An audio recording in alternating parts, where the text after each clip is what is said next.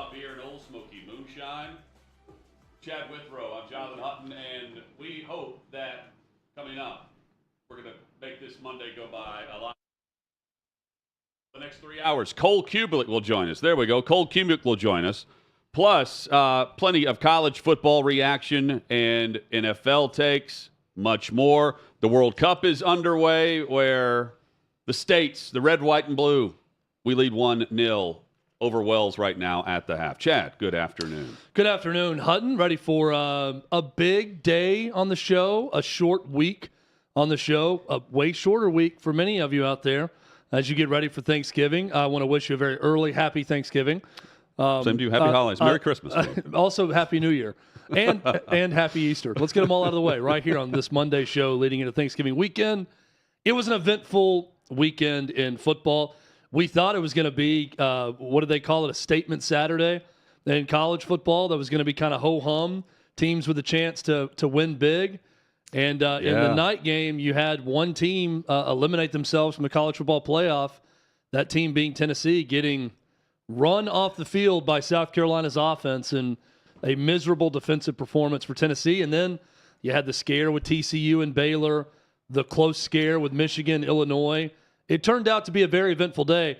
And USC, UCLA, we previewed it last week, Hutton. That was a game where Caleb Williams could announce his presence as someone who could win the Heisman, and that's what happened, and a big win for the Trojans. Yeah, and Caleb Williams was fantastic in that matchup against UCLA. And, Chad, you think about how USC won that game 48-45. Michigan survives against Illinois. Ohio State, for a while, it was interesting. It wasn't nearly as a nail-biter as what Michigan went through. But you're thinking, like, okay, TCU wins late, and they win another close one that they had really no business winning based on how they played and performed against their opponent this week in Baylor. Chad, in thinking about the way Tennessee performed in the exact opposite fashion, it's not like they lost on a last-second field goal here. That's what's so disappointing. Of course, the Hendon Hooker injury, Heisman hopeful, maybe a Heisman favorite in the eyes of several of the voters. The fact that they've bowed out of this conversation. Clemson's now back in it. Just like that. Clemson has a path now because you're not going to have the opportunity to make the argument for two SEC teams right now, unless LSU pulls this massive upset down the stretch. Well, Clemson's not going to have that opportunity if Spencer Rattler looks like a Heisman Trophy winner again this week against them, but that's probably not going to happen. But that win helps because it's Clemson, not, though. Yeah, it's going to, because right now South Carolina's a borderline top 25 team. Yeah. Clemson's going to have an opportunity. From the Tennessee perspective, I watch that game and think, oh, this was the team that I thought they might be coming into the season. We're going to have 2 or 3 performances where they just can't stop anyone. Didn't expect it against South Carolina. That's average 20 points per game in SEC play. That was the disappointing part. Was it was a completely looked ill-prepared, uninspired performance on one side of the ball. 38 points on the road with no turnovers should win you the game. Yes. If you're Tennessee, their offense wasn't that bad. They weren't great, but they were not bad at all. But giving up 63, 11 possessions for South Carolina, 9 touchdowns, 1 punt, and then took a knee to end the game on the 11th possession. That is utterly pathetic for Tennessee. So they eliminated themselves in the playoff. They still got a New Year's Six bowl game to play for, but they're going to have to be better on defense if they're going to beat Vanderbilt on Saturday. And who thought we'd be saying that going into the last week of the season with Vandy now winning 2 straight games? TCU, though, Hutton, that is the team of destiny right now. If you want to look at it and say, who has that mojo? Who has something truly special going on? It's TCU, who inexplicably runs the football with 20 seconds left, doesn't get the first down on 3rd down. They can't spike it on 4th. They've got to rush their kick team off. And I don't care what anyone says, they were not prepared for that. No. Because their offense is standing up, taking their time until they see the coaches frantically waving them off and the kick team on. They get out there. Baylor screwed it up by not taking more time to sub.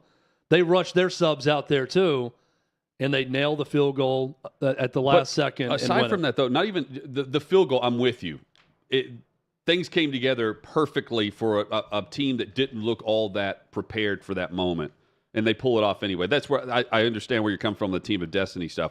But they continue to do this week after week after week, right? Like offensively against Texas, they win a different way, and against Baylor, they're winning the way that they've been trending all season with this. If overcoming an 8-point deficit in the fourth quarter, they miss the 2-point conversion. They get a stop after kicking the field goal as time expired, and then you've got all of that after giving up 14 points in the first 6 minutes of the fourth.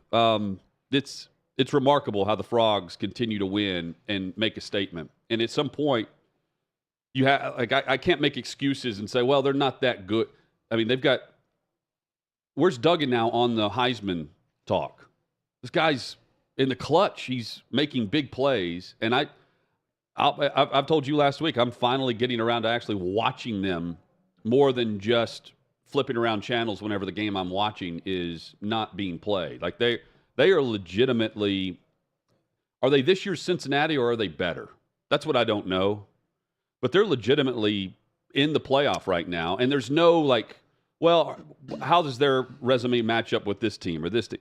They're in, and rightfully so, based on how they continue to get off the mat and win games.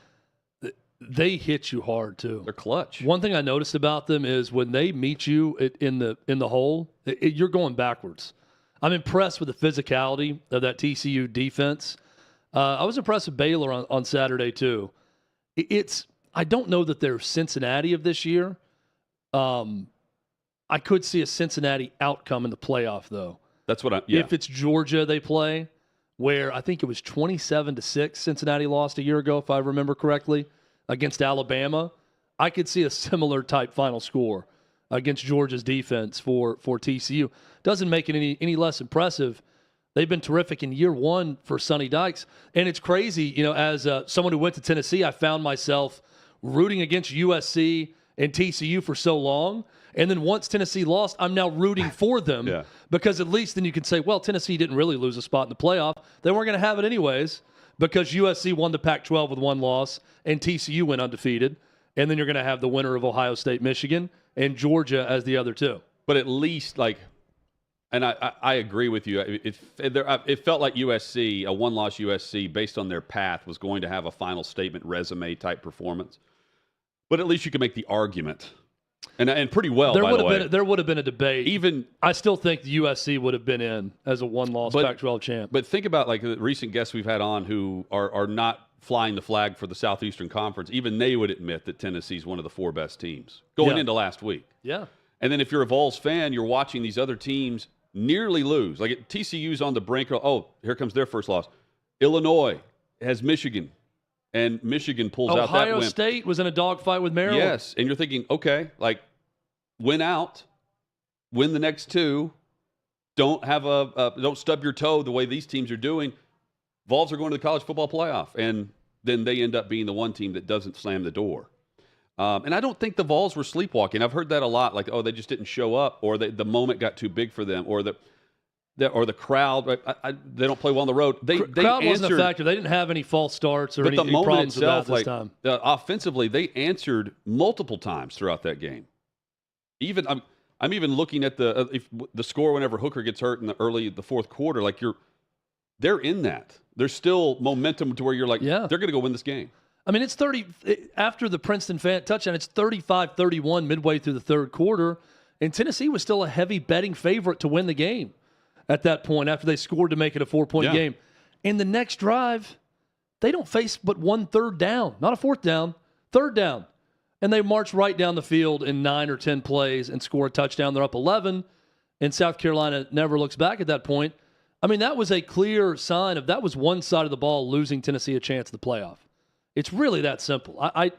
It's inexplicable how poorly they played. Now, looking back, Tennessee has won in spite of their defense a lot this year. They've had some great performances. LSU, Kentucky, great defensive performances. But for the most part in the tough games, they've been able to win in spite of the defense. An example was a week ago against Missouri, where Brady Cook has a career game rushing the ball from quarterback. This game, they just couldn't overcome it because the defense was so bad. Tennessee was going to not be able to score enough to keep up with touchdowns on every possession for South Carolina. And look, credit South Carolina and Spencer Rattler. This guy was the Vegas betting favorite a year ago to win the Heisman coming off of 2020. He was terrible. He got booed out of his own program at Oklahoma. He went to South Carolina. He's been average at South Carolina at best. for one night, Yeah. to the detriment of Vols fans everywhere, to the detriment of anyone wanting Tennessee in that playoff over anyone else. Spencer Rattler played like a Heisman Trophy winner. He was perfect. He was great. He did not miss a single throw all night. Tennessee didn't do enough to affect him, but he made every play. So credit to him. Also, I mean, take into account as well, like going back to your defensive note there, like the Vols are, you mentioned we can go to Oregon, we can talk about Oregon or UCLA. Defensively, though, the one constant with the championship caliber teams is defense. The one thing you've got to be able to lean on is defense. Clemson won with defense that year. Alabama certainly has. Oklahoma, Georgia, defense. And I'm not saying that, the high-octane offense can't win a title. But what you can't do is expect to win week in and week out without playing a little defense more consistently. And the Vols have been getting a couple of different stops, right, than what we saw from a year ago. But the difference is when they absolutely had to have one late to allow the betting favorite in the fourth quarter, Tennessee, because of their offense, to catch up and then take the lead, the defense could not just get off the field. That's what's so troubling with this. And that was the big difference in this game than other ones you mentioned. Other games where they weren't very good, they still got the stop or two Just or one, forced a two, turnover. Yeah, just one. And it was just breaking the serve once or twice that gave Tennessee's offense enough time to put 10 quick points on the board or 14 quick points. Yeah. And then it was a different game that they never gave them that opportunity in this game. They're going to go play Vanderbilt now. They're going to have a chance to have a good game defensively. They're going to have to completely turn it around, or you're going to be talking about Tennessee's season very differently after this next week if they just stop playing with 2 games left. Because they go lose to Vandy, that's what it certainly looks like. Let me bring up this one point, too. Clemson early on under Dabo Swinney, and I compare this early Tennessee team to those Taj Boyd quarterbacked Clemson teams early on. They got all the way to a BCS bowl, a New Year's Six bowl. I think it was BCS at the time. And they played West Virginia. They gave up 70 points to West Virginia. It got Kevin Steele fired as defensive coordinator. It also got him where he was going to get another job somewhere. I forget where. And they rescinded the offer. It was that embarrassing. This 63-point outing had those vibes. I don't know that Josh Heupel feels like that's enough to let Tim Banks go and go in a different direction on defense. But there were similar vibes to early Clemson. If Tennessee wants to become late Clemson, if that's the comparison, and get themselves in a place where they're going to multiple playoffs and competing for SEC titles, this, at the end of this year, could be a turning point.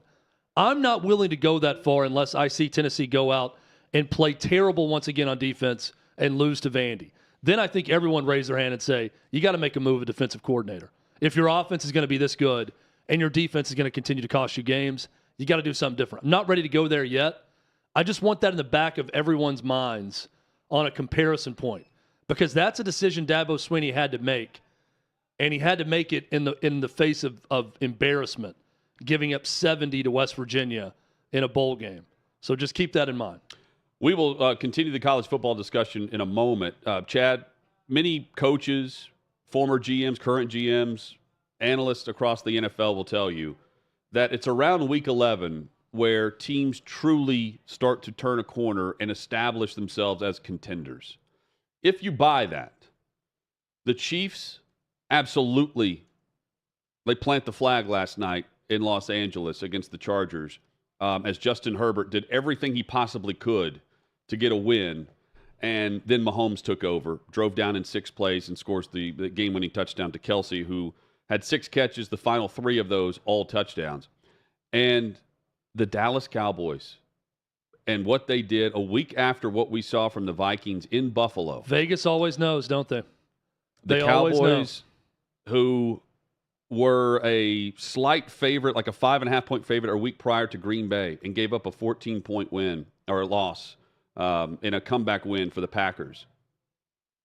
A week later, utterly destroy the Minnesota Vikings. That's the largest margin of victory for the Cowboys on the road in franchise history. It's the worst home loss for the Vikings since like 1960 or 69, something like that. I mean, it's been a while. And what we saw from both the Chiefs and the Cowboys, I think, put a lot of teams on notice right now because you've got the Vikings. The Vikings are a good team. The Cowboys are now included in this discussion with Philadelphia, who survive in Indianapolis. Meanwhile, in a back-and-forth AFC, the Chiefs have really hit another level. And for Mahomes to have not lost a road game in the division, and for them to have not lost a game in November or December, now 25 consecutive games, they are the team to beat yet again. And how quickly they're back in the big spotlight after we've seen a couple losses from Buffalo and some up and down play from Baltimore. And you look around going, okay, what about Tennessee? What about Miami? It's KC. You still got to go through Arrowhead. And there's got to be a team emerge like we saw from Joe Burrow and the Bengals last year to do it. Hit us up with your thoughts at OutKick 360. Coming up, we take a look at the updated top 25 from the results across college football, and we'll go game by game with some of the bigger results with some of our best takeaways from the weekend. We'll keep you updated on the World Cup as well, where USA, we are currently, are we still at the half, Davey? Yeah, still at the half with a 1-0 lead as they're beginning the second half. 10 minutes into the second half, Qatar. it sounds like. Okay, I'm trying to update the scoreboard now. We'll continue the updates and football discussion next on OutKick 360.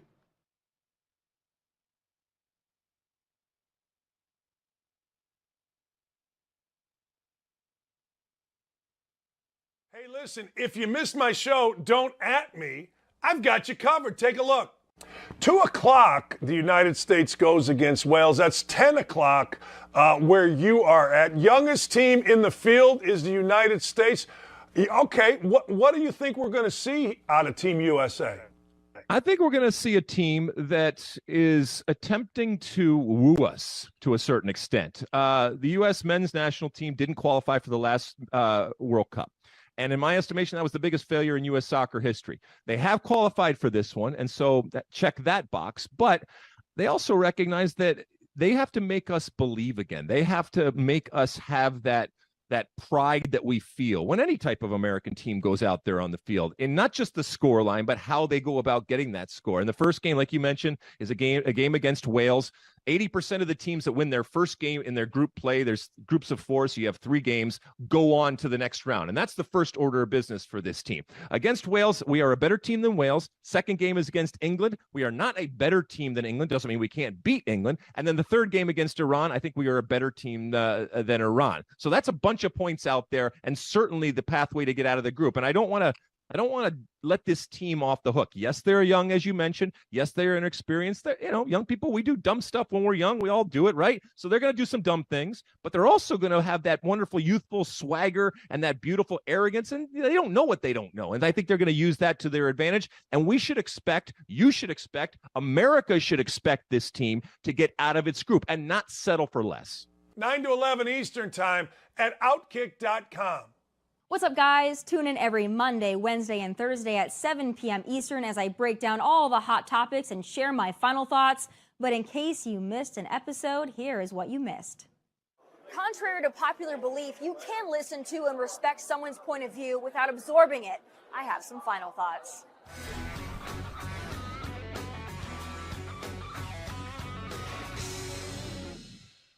Folks, it's the week after midterms, and yeah, our country is divided, and yeah, it's getting worse. But here's the deal.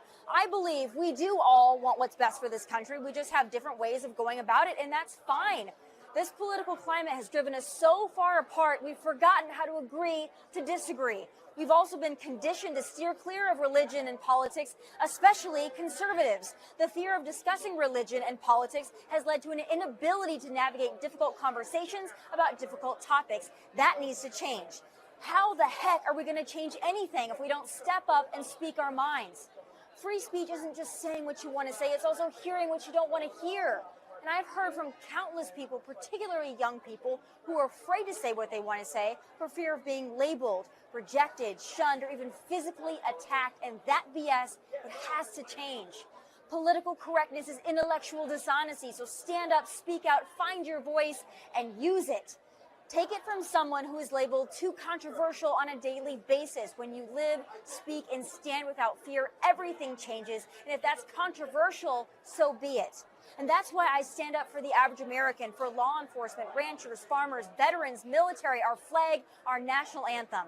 I'm going to ruffle feathers, and I'm going to ignite debate. I'm going to speak my mind and inspire you to do the same. I don't want to tell you how to think. I don't even want you to think like me. I just want you to think for yourself.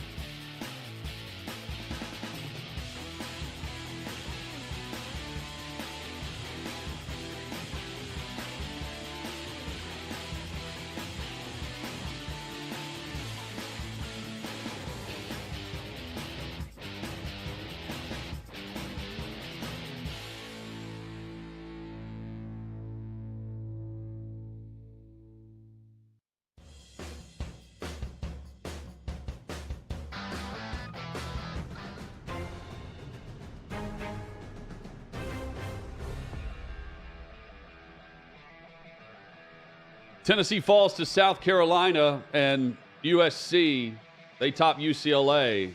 Biggest win of the weekend right there at 48-45, Chad, as we take a look at best game of the weekend. Recapping the games from your top 10 games going into the weekend, where that 48-45 victory and Caleb Williams now leading the way.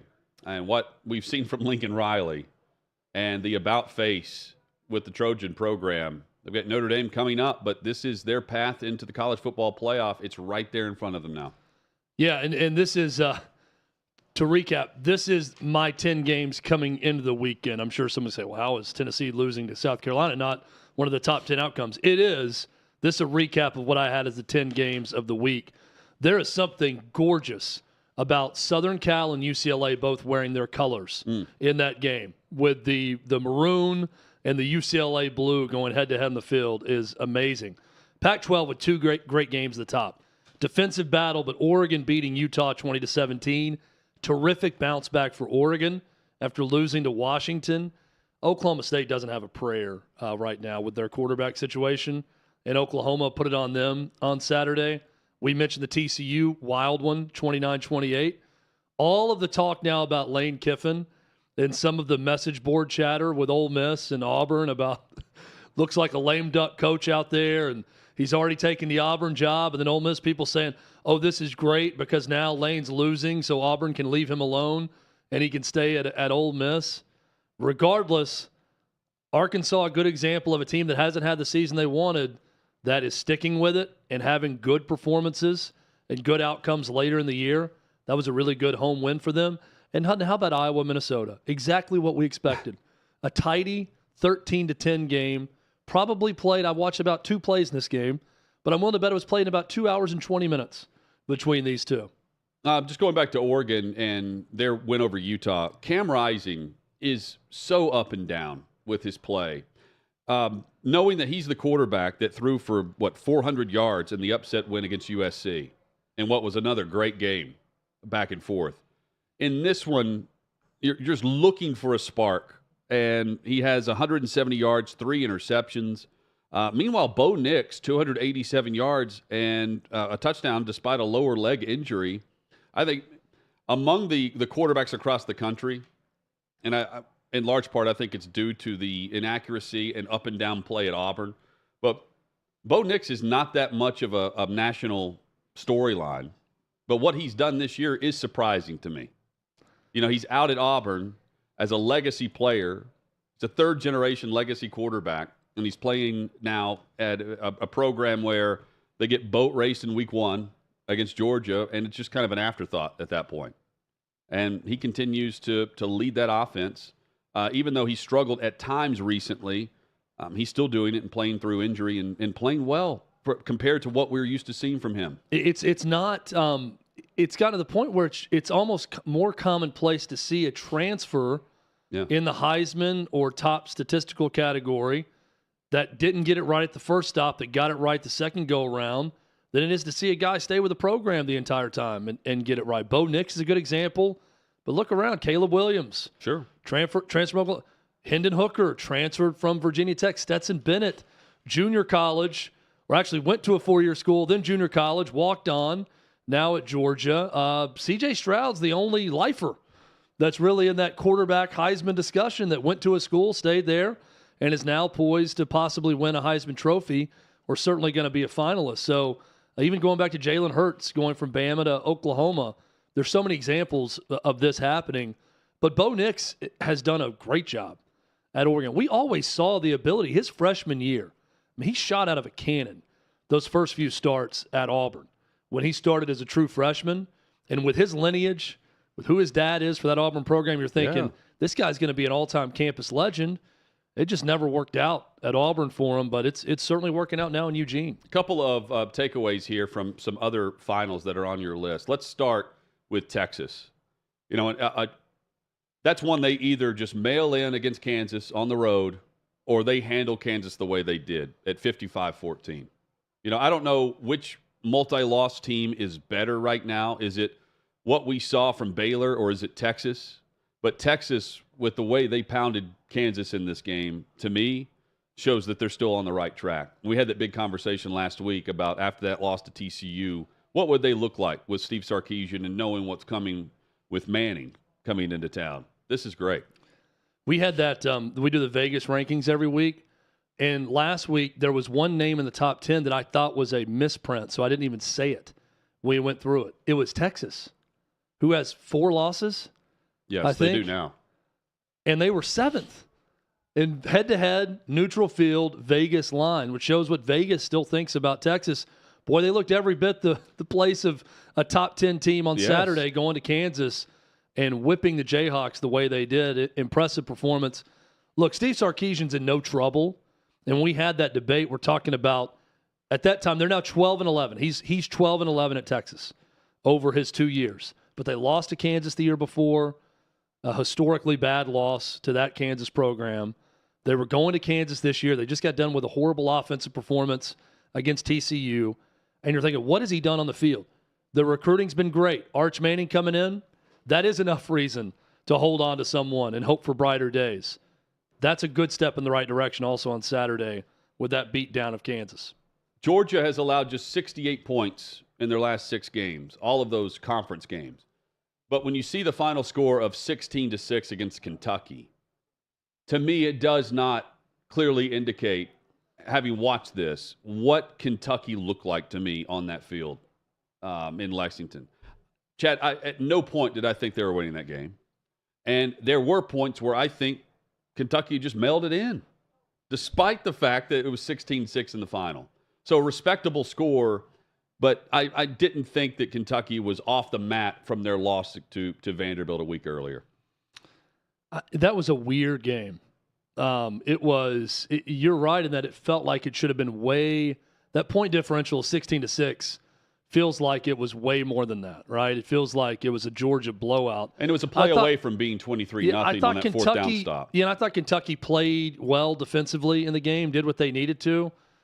Will Levis didn't do much more to show me anything in that game against Georgia's defense. Didn't really expect that. But you see that final score and you think, what?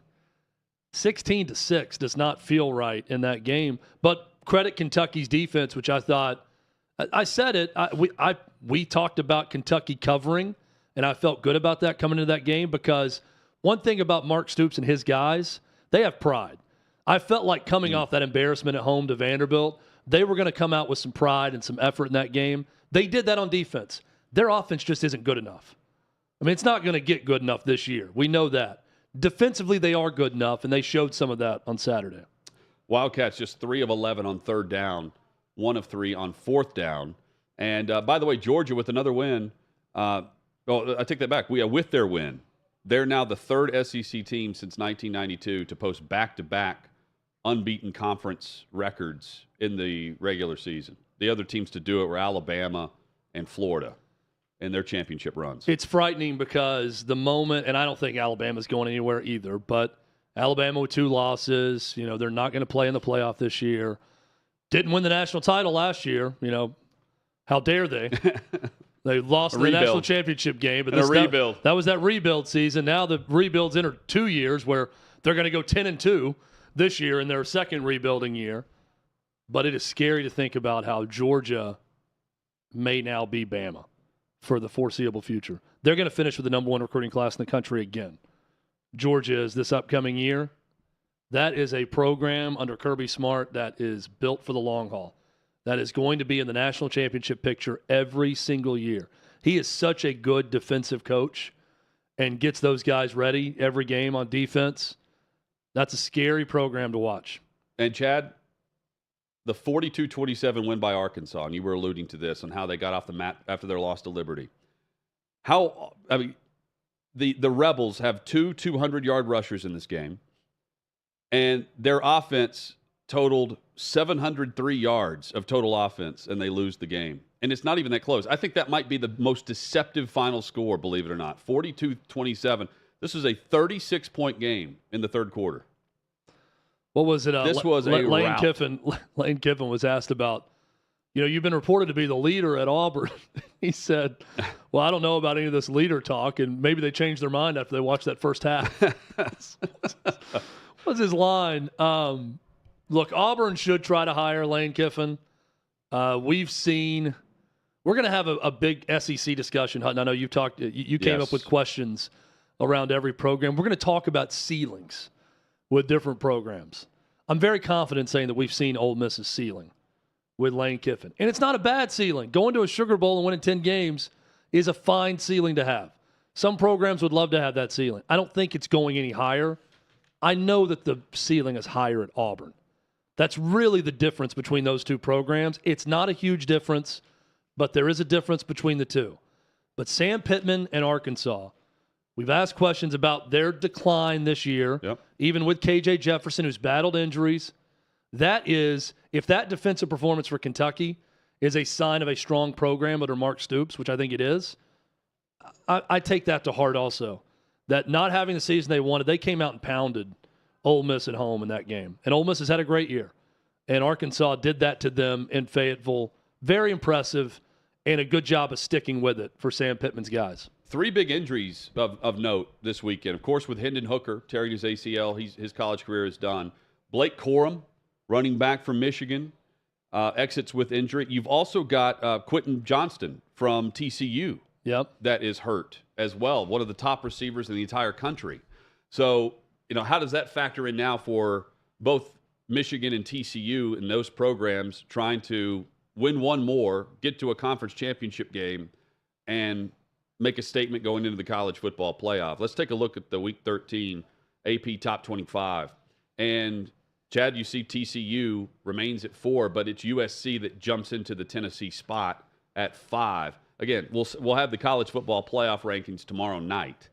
But Tennessee falls to 9, and USC jumps LSU, and that was the big question, was based on positioning, how do you get ahead of not just LSU, but Tennessee? Well, Tennessee falls out, and the AP has voted USC in. Will the committee do the same? So, just big picture, what would the committee want if I really said, okay, coming into the year, what's the ideal 4-team playoff that you get at the end of the year for television purposes, for unity of the nation and everything else and all the conferences being happy?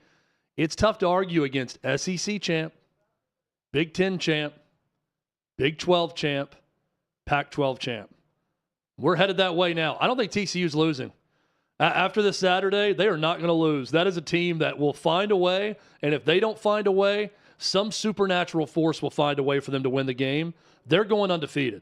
They're going to be in the playoff, and USC, I think, is on that same collision course. They got to get past a tough Notre Dame defense this weekend. They got to win the Pac-12 championship. But I know it's TCU, and that's not the biggest following. But think about that, Hutton. You get Southeast, you get Midwest Power in Ohio State or Michigan, the winner of that one. You get a team from the state of Texas in the Southwest, and you get Lincoln Riley in year one returning the pride to Troy at Southern Cal in Los Angeles, coast to coast, different regions of the country. People are going to sit around and complain about too many SEC teams and SEC fatigue that way. I think that's pretty ideal for the committee and for ESPN, who carries those games. Yep.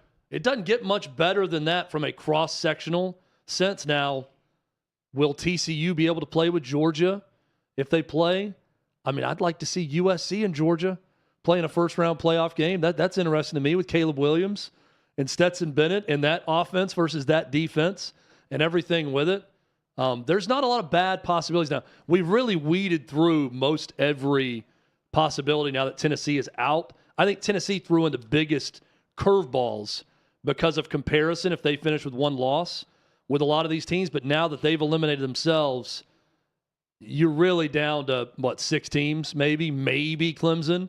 North Carolina, by the way, losing to Georgia Tech. Allowing 21 unanswered to Georgia Tech and a third-string QB. That was the worst loss of the weekend. Tennessee was the most surprising, and the margin was surprising. Well, but to me, that was the worst because Georgia Tech is with an interim coach. They're just limping through the end of the season, and North Carolina still had an outside shot at winning the ACC with one loss. Yeah, but they weren't getting in the playoff, though. I don't think so. Based on where the committee had Clemson them. might, though.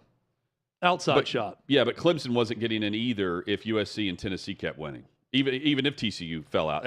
Again, I'm just basing it on where they were. They were behind Bama, right? So I'm just trying to figure out how do you jump Bama and LSU if you're an ACC team and you have multiple teams ahead of you that are positioned better based on current results, even if you feel like you're the better team. Now they're up to 7 in the AP poll. I'm curious where the committee will have LSU this week, Chad. That's all. I need to know that tomorrow because and I doubt they drop from where they are, which is 6th.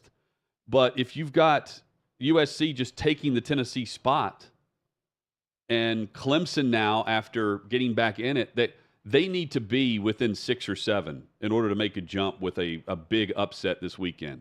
Because Michigan or Ohio State's falling down, but they wouldn't fall down below Clemson, right? So I think Clemson needs to be ahead of LSU to say they have a legitimate chance at the college football playoff. Because that spot gives you more reason to allow them to skip line if you really believe they're a better team as you analyze everything from a conference championship win for them. I just think they're too far down. What is the I know the AAC has a championship. Yes. Is that a division or is that a top 2 team scenario? Because Tulane and Cincinnati, I only ask because Tulane or Cincinnati will get an automatic New Year's 6 bowl bid. And I've seen different projections that have Tennessee versus either Tulane or Cincinnati in the Cotton Bowl right now if Tennessee beats Vandy. But that just depends on what people are projecting is going to happen with that championship because they're 2 spots behind. Right now, Tulane is the highest group of 5 team in that ranking. But that's an interesting one to follow because one of those teams are going to be in a primetime bowl game. The one who finishes ahead of the other. And are you like me? I'm sure in the moment, you're wanting Michigan to go ahead and drop out against Illinois. I wanted Michigan to keep winning because I want Ohio State, Michigan this weekend to mean a spot in the college football playoff. And it doesn't necessarily have to be that way. If Ohio State loses, I still think there's a path for them to get in. But if things go the way we saw last year and Michigan pulls the upset, they've played their way into it because who they're going to play, to your point about Tulane, who they're going to play in their conference championship is not going to be near the quality of the team they would have won against in Ohio State this Saturday. So I didn't want the shine to be off of that game after all the discussion about, well, it doesn't matter that they're ranked 2nd and 3rd in the college football playoff because one of those 2 teams is going to lose. And I do feel like this is a de facto play-in game, just like Tennessee, Georgia felt at the time. It's great drama. I mean, I'm glad. I wanted Illinois to win. Boy, Brett Bielema was pissed off at the officiating in that game at halftime and postgame with everything he had to say. I'm sure the Big Ten's going to hate that. It's almost as good as Lane Kiffin reading the text from Jackson Dart's mom saying that, well, it's not me saying it about them wanting someone to win. This is from my quarterback's mom.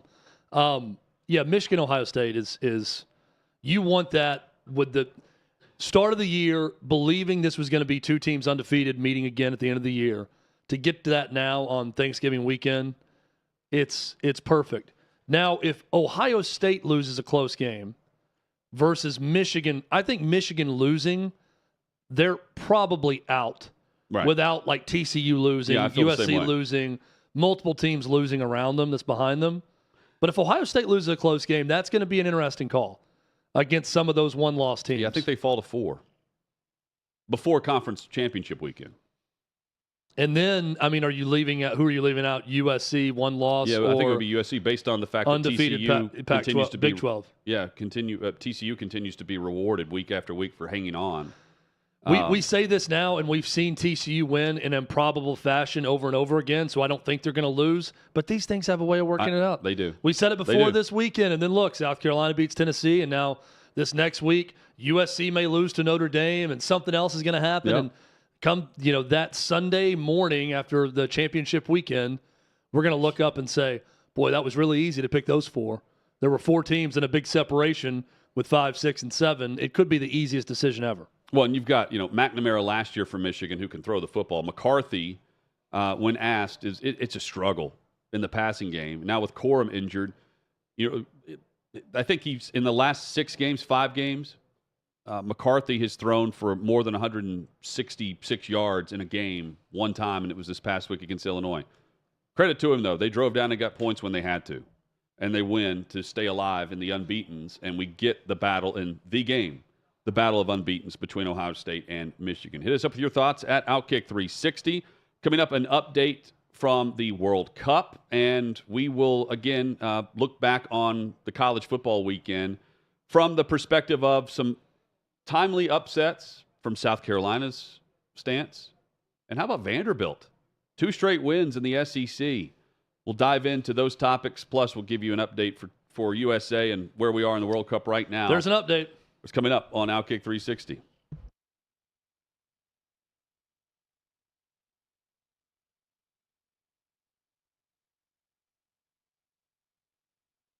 Chris was a funny guy, and not like a clown, like make you laugh funny. He's just a genuinely funny guy. But I got to the team, and they were already deployed. Team 3 was deployed to Fallujah, and I got there and had a lot of time on my hands. So I went to free fall school and sniper school, and next thing you know, the team comes back, and I find out I'm in Chris's platoon.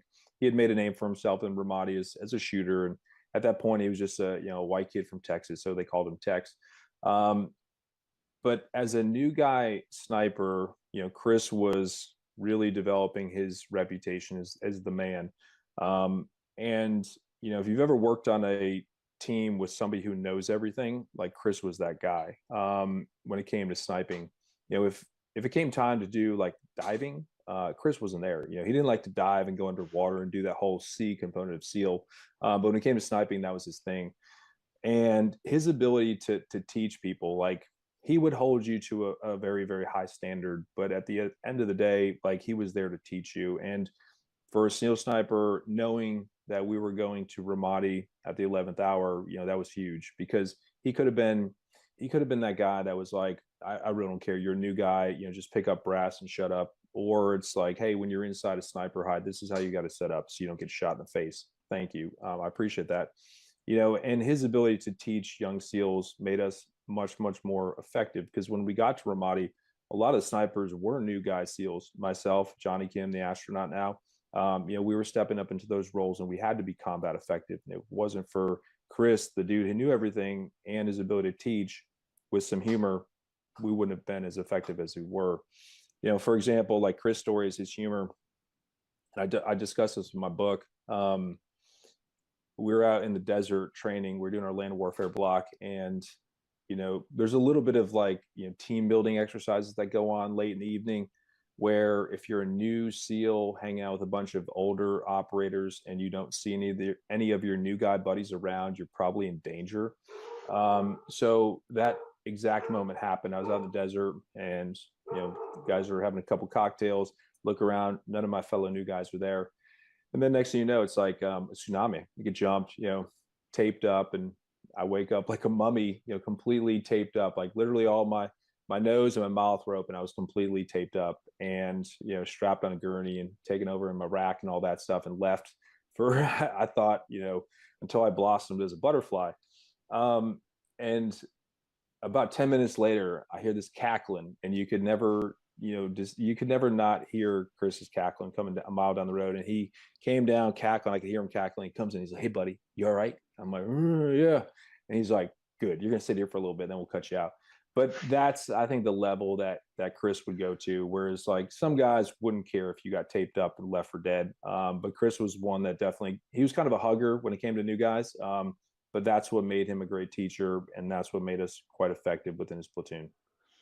So we obviously, what you just said about him is the guy, the teacher, the mentor. He sounds obviously as a class act individual. From the shooting standpoint, from the sniping standpoint, what made Chris Kyle when it came to getting that job done? Yeah, he was a guy that was there for game time. He obviously put in the work. He was a great shot. There were times though that, he was not a great shot. I remember training on the range, and his target looked like he was shooting buckshot out there. He claimed like the scope rings were loose, but ultimately, like he was the hardest worker. He was the guy who sat behind the scope just tirelessly. His eye never came off the scope. You never saw his head droop, to rest his neck. And that's like, if you're a hunter, more time in the woods can make you a successful hunter. And Chris, his eye was always on the scope, and his dedication to the job. When it came to recce's and finding buildings, he knew where to set up. He knew where the enemy was coming from, and he was very, very good at getting us in the right position to interdict, which ultimately saves lives when it comes to Marines and Army. But he just had an uncanny intuition as to how to hunt properly on the battlefield.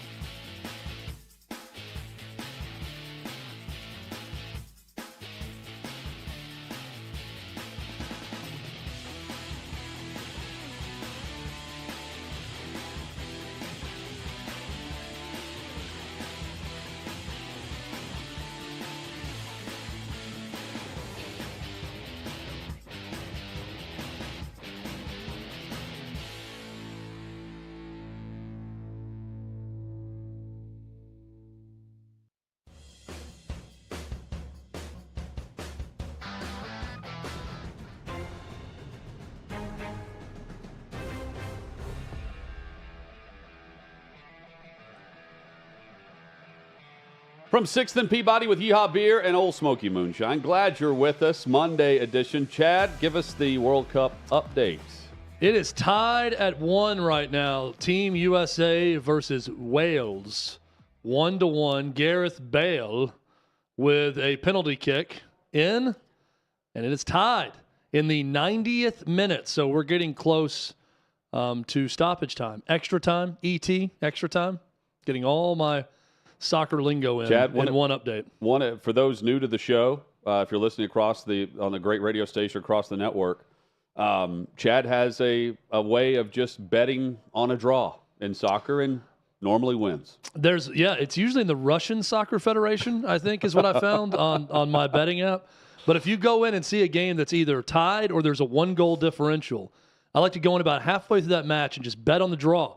And I'm not even joking. It's a 90% win chance that it will end up in a draw, even if there's a 1-goal separation at any point. Take those odds and take the draw in soccer. Look, I'm as patriotic as anyone.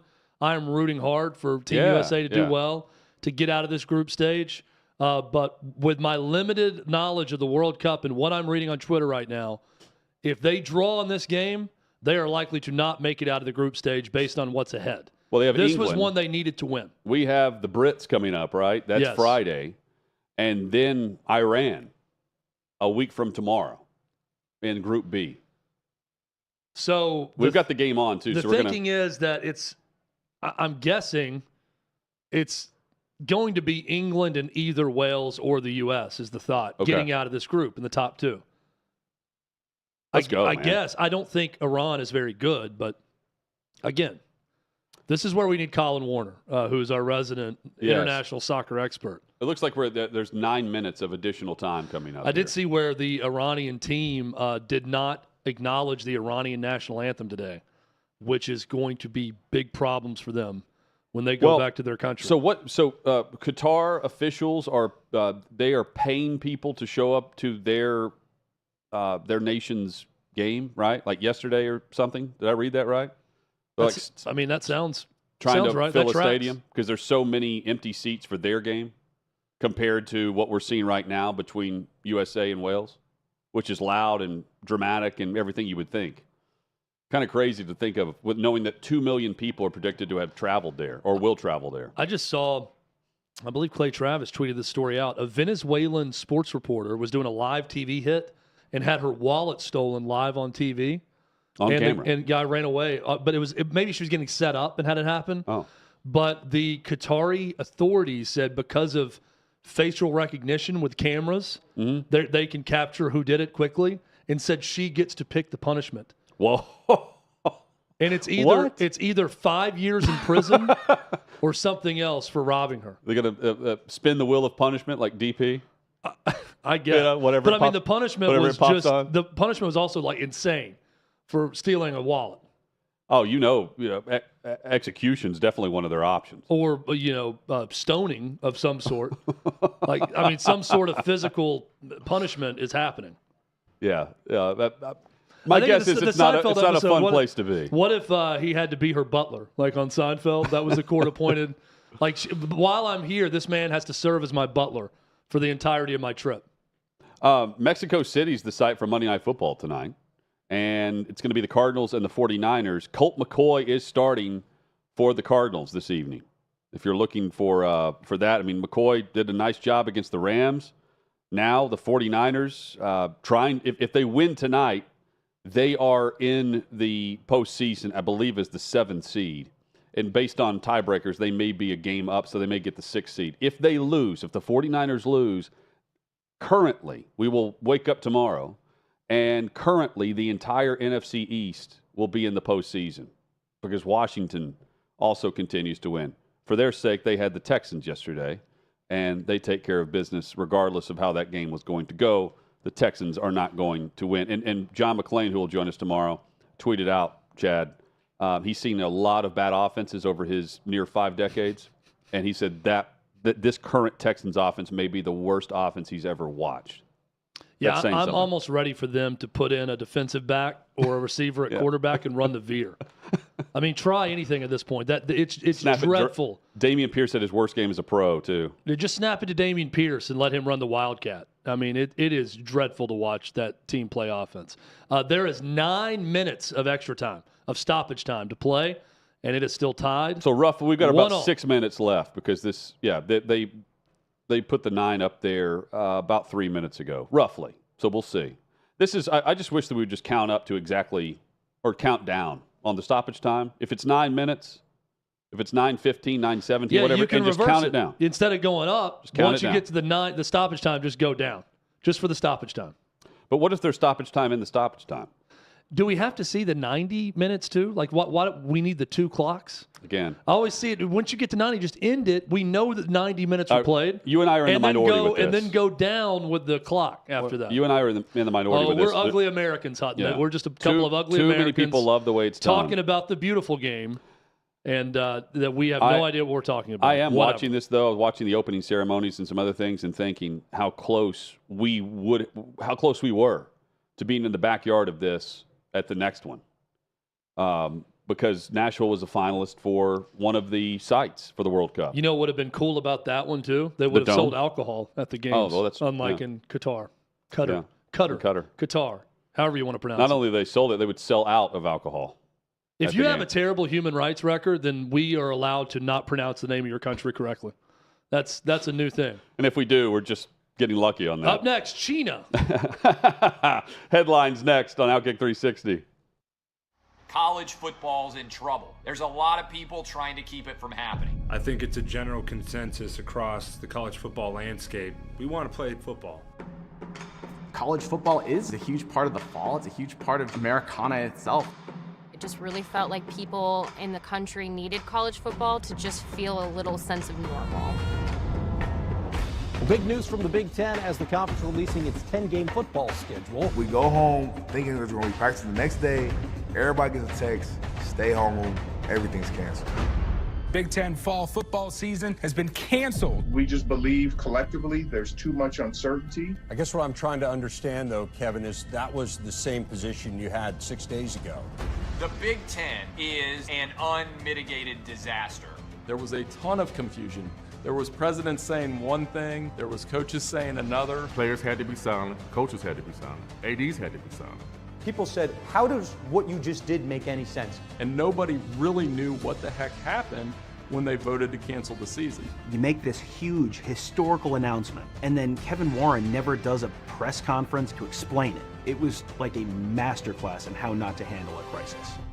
The word really that was lacking in all this is transparency. It felt like a lot of stuff was happening behind closed doors. Even today, we still don't know what occurred. So you don't tell us parents, that's fine, but you're not telling the young men that it affects.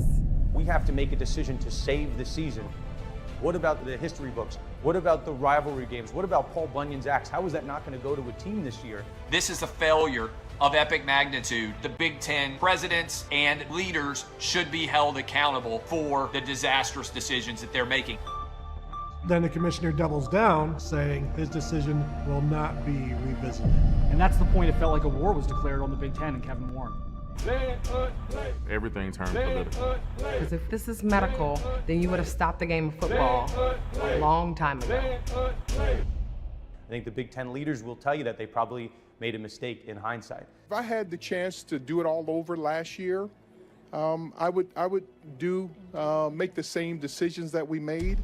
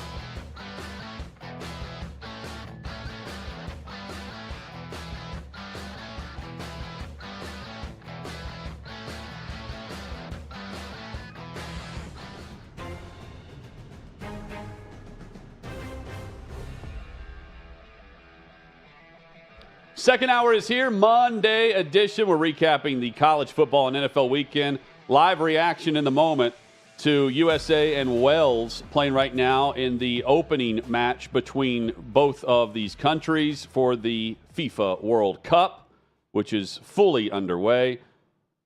The red, white, and blue will play again on Friday, Black Friday, as we'll take on England at 3 o'clock Eastern. All these games on Fox, by the way. And then, of course, a week from tomorrow, it is USA and Iran. A U.S. player just got a yellow card late in this match. That's We're in leading stoppage to, time I right believe, now. a free kick from Wales. Not a penalty kick, but a free kick. And, Chad, you were saying, just to begin hour number 2 here, based on reaction to those who follow this globally and know much more about the matchup than we certainly do because we're just fans of the country more than we are the sport, you're saying a draw is bad news for USA. Yeah, and it's over now. It's a final. It's a draw, 1-1, Wales and USA. Yeah, people are saying this is going to make it hard to get out of the group stage, that this is a game they needed to win. So now I know they were the betting favorite to win this game. Now we need the upset against England or something. I don't or a draw understand how that is because it's probably if both Wales and U.S. lose to England, it's all about goal differential. So you just need a close loss to England or to blow out Iran and then have Wales either lose bad to England or close and not blow. You see what I'm saying? It's all – I mean, you need to beat Iran like 4-0 right now. 4-0. Listen to 4-0. Not 4-2-0. 4-0. Sorry. Coming up, you're asking me about things I really don't know a lot about. Well, there's your goals. But that's my as I am interpreting Twitter right now. That's all the buzz on the streets, the soccer streets, of what needs to happen now. Each get a point. So USA with a point now. England beating Iran, so they have 3 points and lead Group B.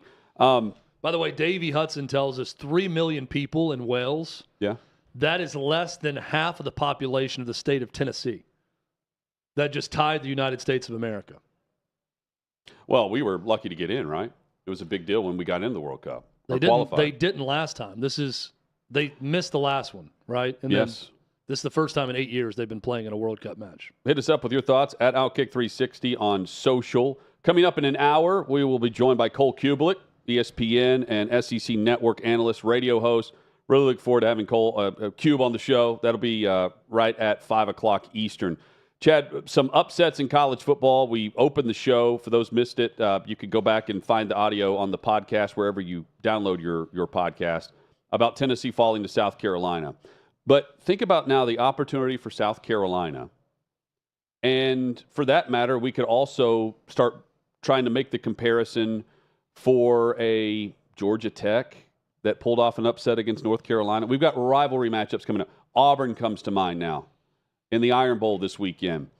Teams that have a chance to do what Vandy has done, which is put back-to-back wins in probable victories together going into an offseason of momentum and what it would do for the coaches or the coach that's about to take over at Georgia Tech. Again, I don't think anyone's sitting here predicting this going into Thanksgiving weekend that we're going to see some massive upsets across the board. But what would that mean for Cadillac Williams at Auburn beating Alabama? Or what we could see from South Carolina and Spencer Rattler and Shane Beamer already taking down the 5th team in the country, and now another rivalry matchup to end the year. You get my point here. There's some budding energy where we didn't think there was much for some of these programs, including Vandy, who has knocked off Kentucky and Florida, and now will host Tennessee this Saturday. Yeah, Vandy's playing for a bowl bid, which is very improbable when you looked at their season just a few weeks ago, but winning over Kentucky, winning over Florida. If they were to upset Tennessee, they opened as a 2-touchdown underdog. But if they upset Tennessee, they're going bowling. And they got a big win over their rival also to boot. So that would be huge for them. South Carolina's an interesting one. They're a, I want to say, 16-point underdog at Clemson. They could beat Clemson.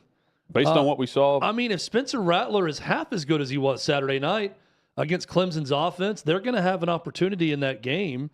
And that would get South Carolina to 8-4, which is a terrific season. 7-5 is a good season for South Carolina, sure, but yeah. it's basically your expectation minus, you didn't expect to beat a top 5 team in Tennessee the way you did, but that's right. If you said, hey, South Carolina fan, you're 7-5, you'd have been okay with that, right?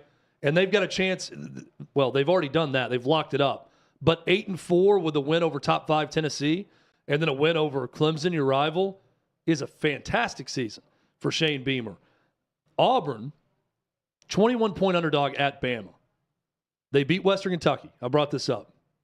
Tell me Cadillac Williams isn't winning that job or coming close to it if he wins these games and beats Bama.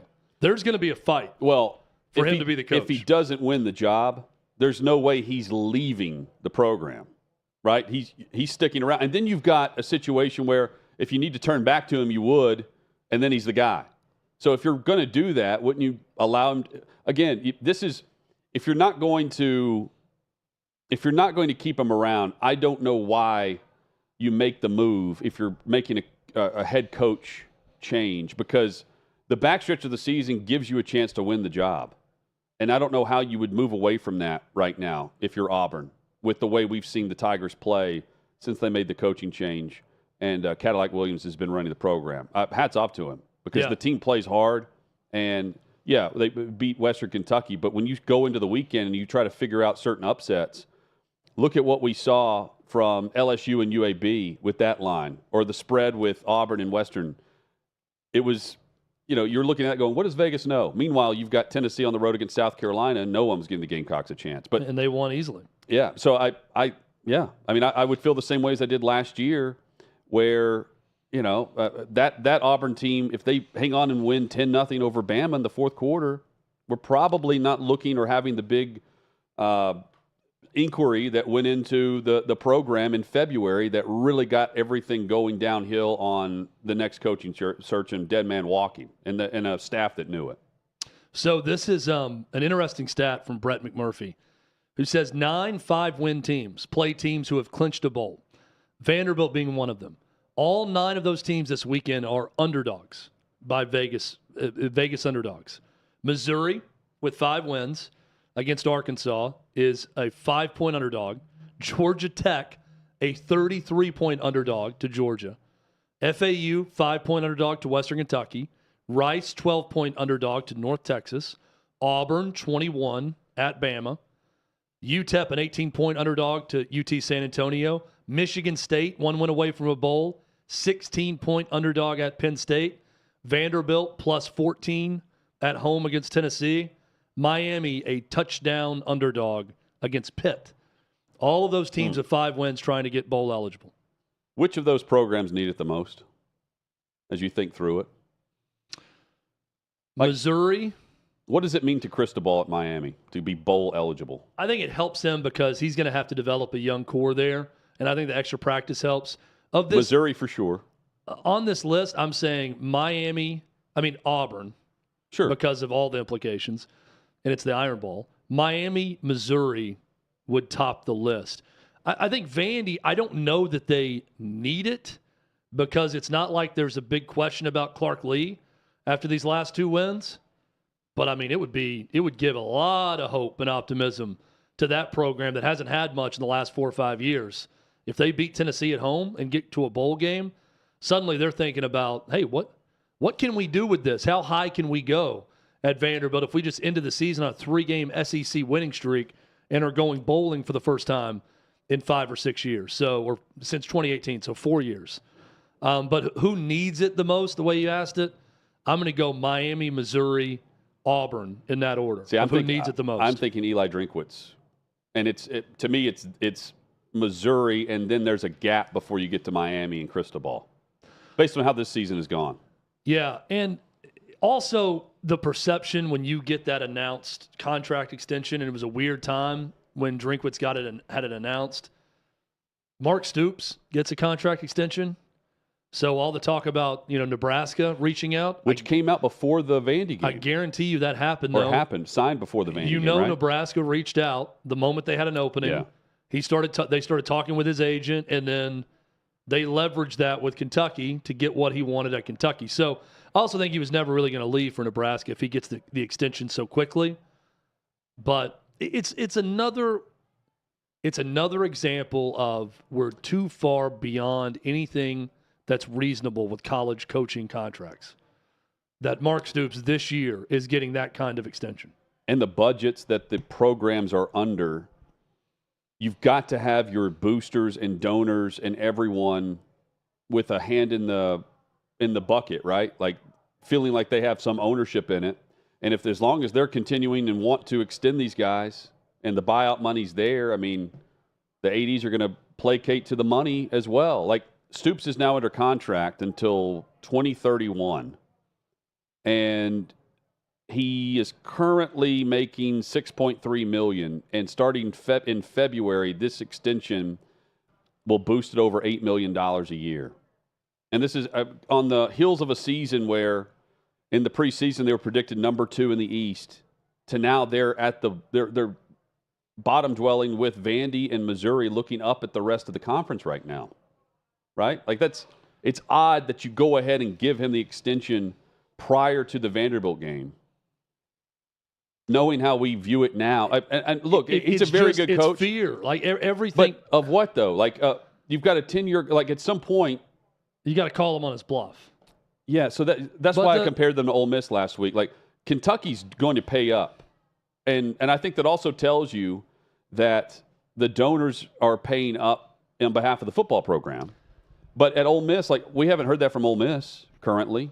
Well, we got the one report out that they're going to make him a top 10 highest paid coach, where he's currently 11th. Right. So it's some small jump that up. would be like a $350,000 increase in pay, which he's probably going to get if he makes a New Year's Day bowl game. And it's not going to happen now based on what we've seen in their finish to the season against Arkansas. But, yeah, it's just some programs just jump out there. That way they end the talk. And that's also, I think, a good comparison, because no matter what you give Kiffin, the talk's going to continue. And with Stoops, the minute this comes out, you're like, okay, you just erase Nebraska from your mind as a candidate there. But with Kiffin, his name would continue to surface even if he signed an extension right now, because a team, you're thinking about the program he's going to be mentioned for and whether or not they'd pay his buyout. So many decisions are just based on fear. I mean, Kentucky extends him because they're afraid. They're afraid he's going to leave for Nebraska. Yeah. And they've got to go find someone else, and they're perfectly comfortable with 11 years with Stoops and what he's built and what he stands for and the wins that have come with that. And so they're afraid that he's going to leave them. And coaches just have all the power, and they do not discriminate in using it. It is unbelievable. I mean, at some point you would think that these old men who teach integrity and everything else with their players would just say, I'm making millions. I'm happy. My family's happy. I'm not going to do this to my employer again. I'm not going to come to them with this offer I'm getting from X school and get more money out of my school. But it's like this weird cabal of collusion with all the coaches where they have just decided, I'm not going to do the right thing. Have all the same I'm age. going to call up Jimmy Sexton, and he's going to call my boss, and we're going to hold him hostage because Nebraska gave me a call. And I'm going to get as much money as possible. I'm going to milk this university for all it's worth, and I'm going to keep doing that because I know my rival down the street is going to do the same thing, and we're all in this together. I mean, at some point, would someone just say, I'm not going to accept your call? I'd love to see someone just that old school, hey, I got a contract. I make a ton of money. I've grown to love it here. I've sold all the kids that are here on this program and this school and this state and this fan base or whatever. I'm good. I'm good with $6 or $7 million a year or whatever I'm making right now. No one says that. They entertain every call. It's all business. And part of some of that kind of breaks my heart a little bit when it comes to this business of college football. Well, I'm not naive, but I just, it would be great if someone just said, I'm just not even going to entertain calls from elsewhere. Only if your coach who signs the extension always still gives you zero threat of actually leaving. Like, even if he doesn't get the extension, there's still a decision to make on behalf of Mark Stoops on whether or not he wants to leave the program where he's been for a decade. He's second longest tenured head coach in the SEC, and what he's built it up to. A hiccup this year, worse than that. But can you get back to where you were, a 10-win team? Sure. Yeah. Yeah. And so even without the even without the bump in pay and the extension, there's still a decision to make there because at Kentucky, you're at least, and I get the whole football school, basketball school argument that he's got going on right now with Calipari, and he wouldn't have that in Nebraska. But it's still a restart and the same, if not higher, expectations at Nebraska based on the division. And I know that's going away too. But at Kentucky, you can get again, this is a great example. You can get this extension in the midst of a huge collapse based on expectation. Although, I was surprised. Athlon has the bowl projections out. They have Kentucky in the Gator Bowl against Notre Dame today. That's a good bowl game matchup. Yeah. For both of them. You know, it's not Penn State like it always seems to be in these matchups. Right now, it's Ole Miss Penn State in the Citrus Bowl. That's another good one. It's just I'd love to see one coach just say, yeah, I'm happy, and not even work it for an extension. Now, if you wanted to come to your boss and say, look, I'm hearing from Nebraska and I'm hearing from Auburn and I'm hearing all this, and people are going to, people have seen what we've done here and they're coming after me, but I really want to stay. I think that's the way it goes down sometimes. I think there are agents who would come back and say, he will leave if you don't do this. He will take the Nebraska and you kind of job. know, He's going to do that. Or you can come back and say, hey, I'm 10th in the SEC in pay. If we could get that to around 7 or 6, then I will stay here. I want to stay here. So let's do that, and then I'll be okay. I'm okay handling business that way if you feel like you're in some way underpaid, which it's tough to make tough to make that argument with a lot of the jobs and what they're paying right now. What they've done, the wins that are coming. And the comparison to Kiffin and Ole Miss, the program from Kentucky to Ole Miss, what they've done at Kentucky now is they're out in front of it. So now it's not like you have to give them the extension in the offseason after guys start moving around or get their own extensions. Now it's, and we mentioned this last week, Ole Miss has to do more than whatever that report was like with a top 10 paid coach. Going like because he's making a $400,000 raise. Yeah, he's making like 7.2 or 7.3. They're paying him a lot now. But now you've got Stoops who's making over 8 starting in February. So to get Kiffin to stay, you're giving him more than that. And so you're going to be upwards of $9-10 million next year. And I really think that the answer is you need the programs to collude. Like you need the ability that if you're Nebraska and you're Trev Alberts, the athletic director, and you want to talk to Mark Stoops about the job, but he's 4th on the list, let's say. Okay, he's 3rd or 4th of who you're talking to. If there was some way to actually be transparent and honest with the other athletic director, if Mitch Barnhart called and said, hey, I got a call from, and I'm guessing Jimmy Sexton, don't know, but let's just say hypothetically it's Jimmy Sexton, represents Mark Stoops. Got a call from Jimmy. He said, you're interested in talking to him. I don't restrain any of my coaches from interviewing or talking to whoever, so I'm going to allow that. But level with me here. Where is he on your list? Is he number 1? Where is he down the list? Who all are you talking to? How concerned should I be? It actually helps both ADs for him to be honest, right? Because I understand not wanting to show your hand completely, but if you're Mitch Barnhart, you're here, well, he's 3rd or 4th, but, we really want this guy or this, but this is between us.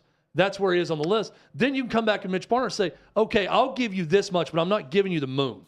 Yeah, because I don't believe that they're going to hire him. The problem is a lot of these guys are represented by the same agencies. So you've not the ADs, I'm saying the coaches. So it's musical chairs. So there is an ulterior motive from the agent standpoint to not show your hand to any athletic director or program, because if your guy moves out, you've got another guy that can move in, right? And so you just keep elevating.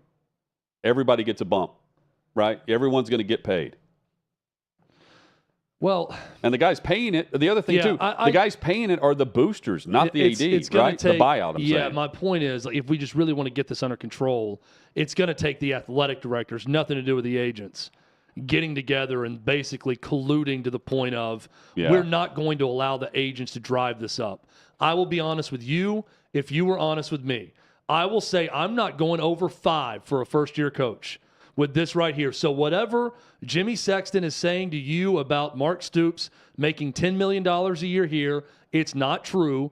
You have my word. You don't have to give him an extension if you don't want because of us, or whatever the number is. It would take ADs communicating to lower that price.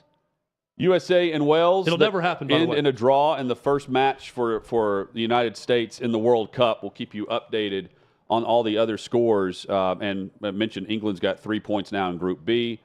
And U.S. and Wales each get a point for the draw. They will play again against England this coming Friday at 2 o'clock Eastern.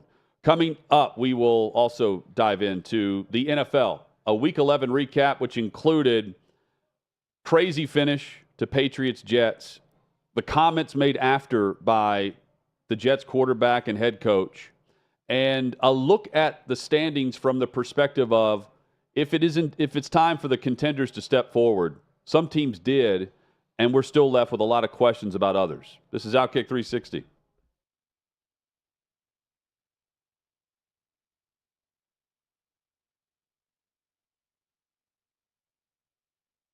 Hey, listen, if you missed my show, don't at me.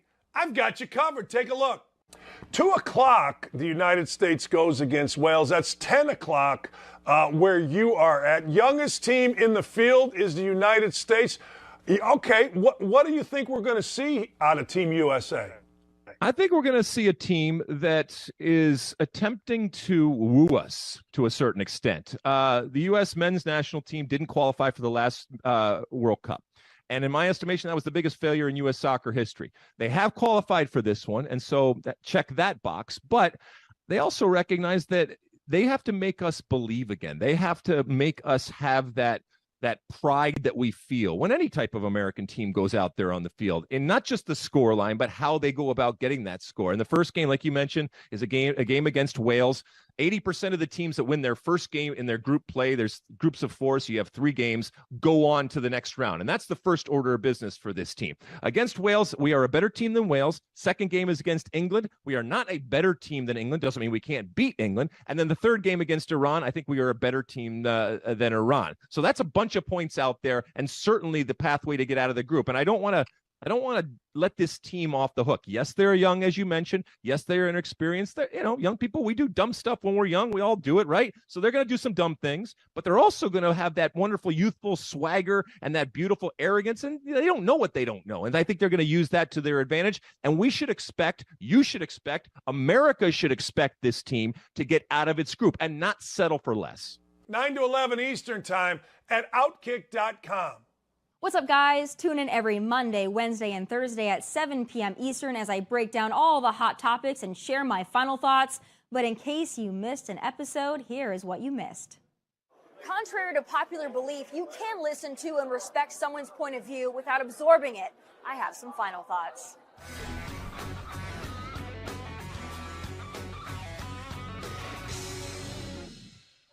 Folks, it's the week after midterms, and yeah, our country is divided, and yeah, it's getting worse. But here's the deal. I believe we do all want what's best for this country. We just have different ways of going about it, and that's fine. This political climate has driven us so far apart, we've forgotten how to agree to disagree. We've also been conditioned to steer clear of religion and politics, especially conservatives. The fear of discussing religion and politics has led to an inability to navigate difficult conversations about difficult topics. That needs to change. How the heck are we going to change anything if we don't step up and speak our minds? Free speech isn't just saying what you want to say, it's also hearing what you don't want to hear. And I've heard from countless people, particularly young people, who are afraid to say what they want to say for fear of being labeled, rejected, shunned, or even physically attacked. And that BS, it has to change. Political correctness is intellectual dishonesty. So stand up, speak out, find your voice, and use it. Take it from someone who is labeled too controversial on a daily basis. When you live, speak, and stand without fear, everything changes. And if that's controversial, so be it. And that's why I stand up for the average American, for law enforcement, ranchers, farmers, veterans, military, our flag, our national anthem. I'm going to ruffle feathers, and I'm going to ignite debate. I'm going to speak my mind and inspire you to do the same. I don't want to tell you how to think. I don't even want you to think like me. I just want you to think for yourself.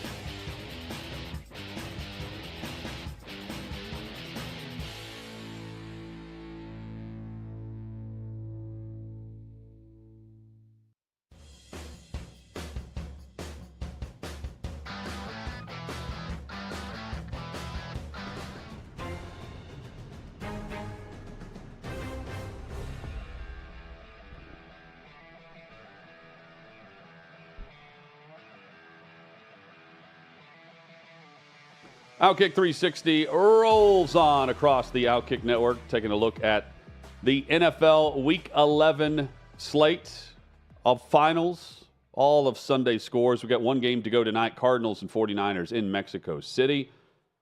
And, Chad, the big takeaways for me here, the Bengals have a chance after yesterday's 37-30 win over the Steelers to go on like a mini run to solidify their chances at like one of the wild card spots over the final 3-4 weeks of the season.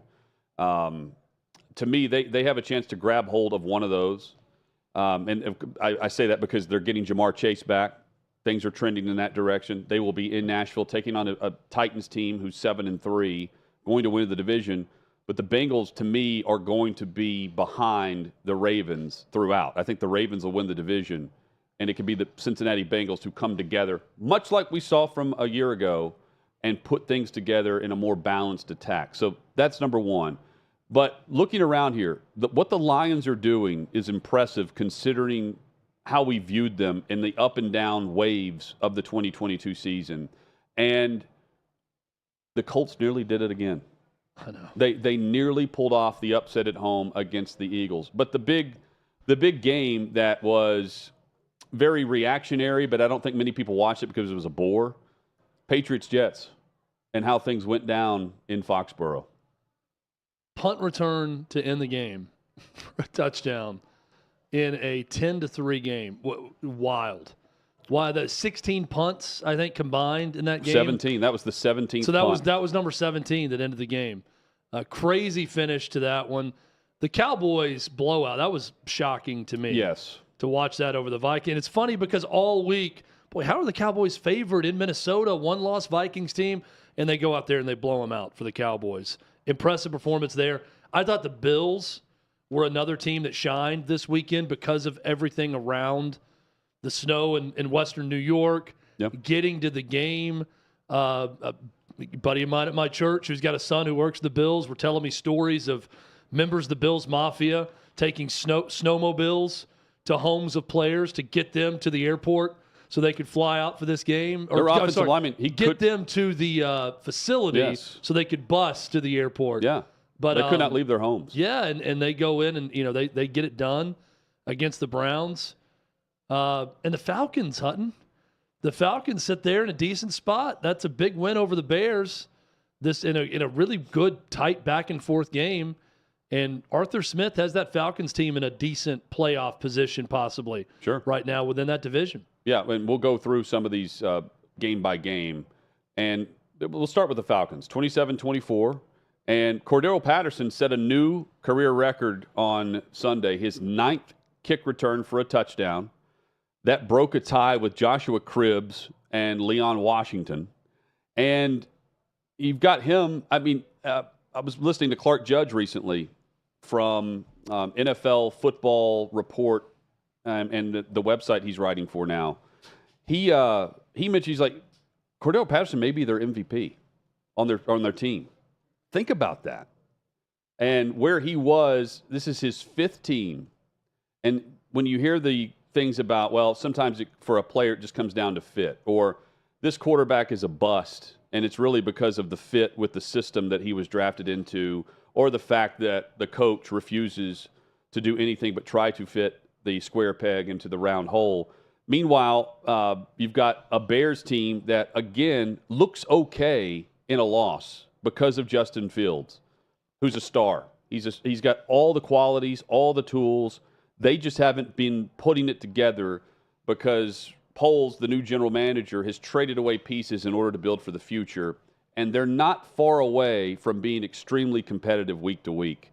They were here, and to me, the Bears are just a game and a half maybe off of where the Falcons were at this time last year, where the Falcons, for whatever reason last year, were hanging around. They had no business hanging around, and this year they're in the mix for one of those final playoff spots. Meanwhile, the Bears, over the last, month and a half maybe, we have seen more play from Justin Fields and what you could see blossom into something in the future, even though he still has a bad interception here and there. And I know he's dealing with the shoulder. The good news, it's not his throwing shoulder. And he did finish the game, but he did end the game on the injury report. Point being, I think we're seeing two teams that are in rebuild mode, but also they're staying competitive while doing so with new regimes in place. And Justin Fields, every game, is putting on some sort of highlight reel type moment. Yeah. Usually with his feet, but they've just taken the governor off of him. I feel like they've designed an offense that's more conducive to what he does well. And I agree with you. I think he's a star in the making for that reason. And now that you see him unrestricted, he's doing a great job for that Bears team. And there's finally some hope with that team. And hope in Detroit, with 3 straight wins now. With their win over the Giants, Wan'Dale Robinson, by the way, lost for the season in that Giants loss, but great win for the Lions. And Saquon Barkley has really dropped off for the Giants recently. The Lions beating the Giants 31-18.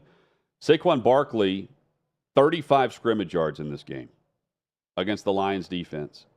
3 straight wins now for the Lions, including 2 on the road. Keep in mind, these are the only 2 road wins for Dan Campbell, period, as a head coach. And we're seeing it now over a course of the last 3 weeks. Now the short week's coming up. They've got the Thursday game on Thanksgiving. But a chance to push forward with some momentum. I think it's too late in the process for the Lions to rebound all the way to the 7th seed of the postseason. But they are still a surprise. At 4-6, they're in the, they've jumped into the fringes. They've jumped into second in the division. As I'm doing the math in my head, based on the fact they have the head-to-head win over Green Bay. They're also trending the right way in the right time of the year. Yeah. So, again, I'm not jumping back on the bandwagon. I have been impressed with what we've seen with what was a collapse after a strong competitive start where they could barely score. Now they're scoring, and they're putting it together defensively at times as well. I know you referenced the Eagles-Colts finish, but it's a pretty good 2-game start for Jeff Saturday. Yeah. As head coach. They went against the Raiders, and they had it. They were right there with a chance to knock off the 1-loss Eagles. Did not think that game was going to be that close. And the Colts had a great chance to win that game. He's infused some life within that organization, proving a lot of people wrong. Gilmore across from A.J. Brown was something to behold yesterday. A.J., who the one-on-one battles are always entertaining.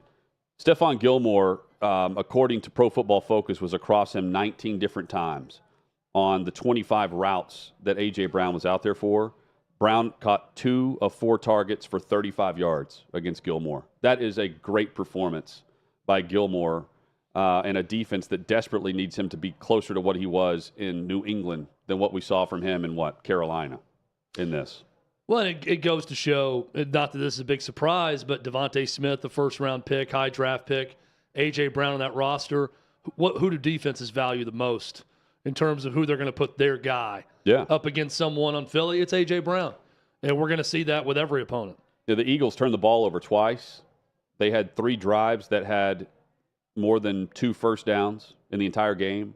But when they needed it, and again, they were down by 10, Jalen Hurts put together a drive to go get points and then go win the football game. So it may not count towards an MVP vote, but in that game, when they needed him to make a play, he did. And it's not on the same scale or magnitude as what we saw last night from Patrick Mahomes, because Mahomes was more complete.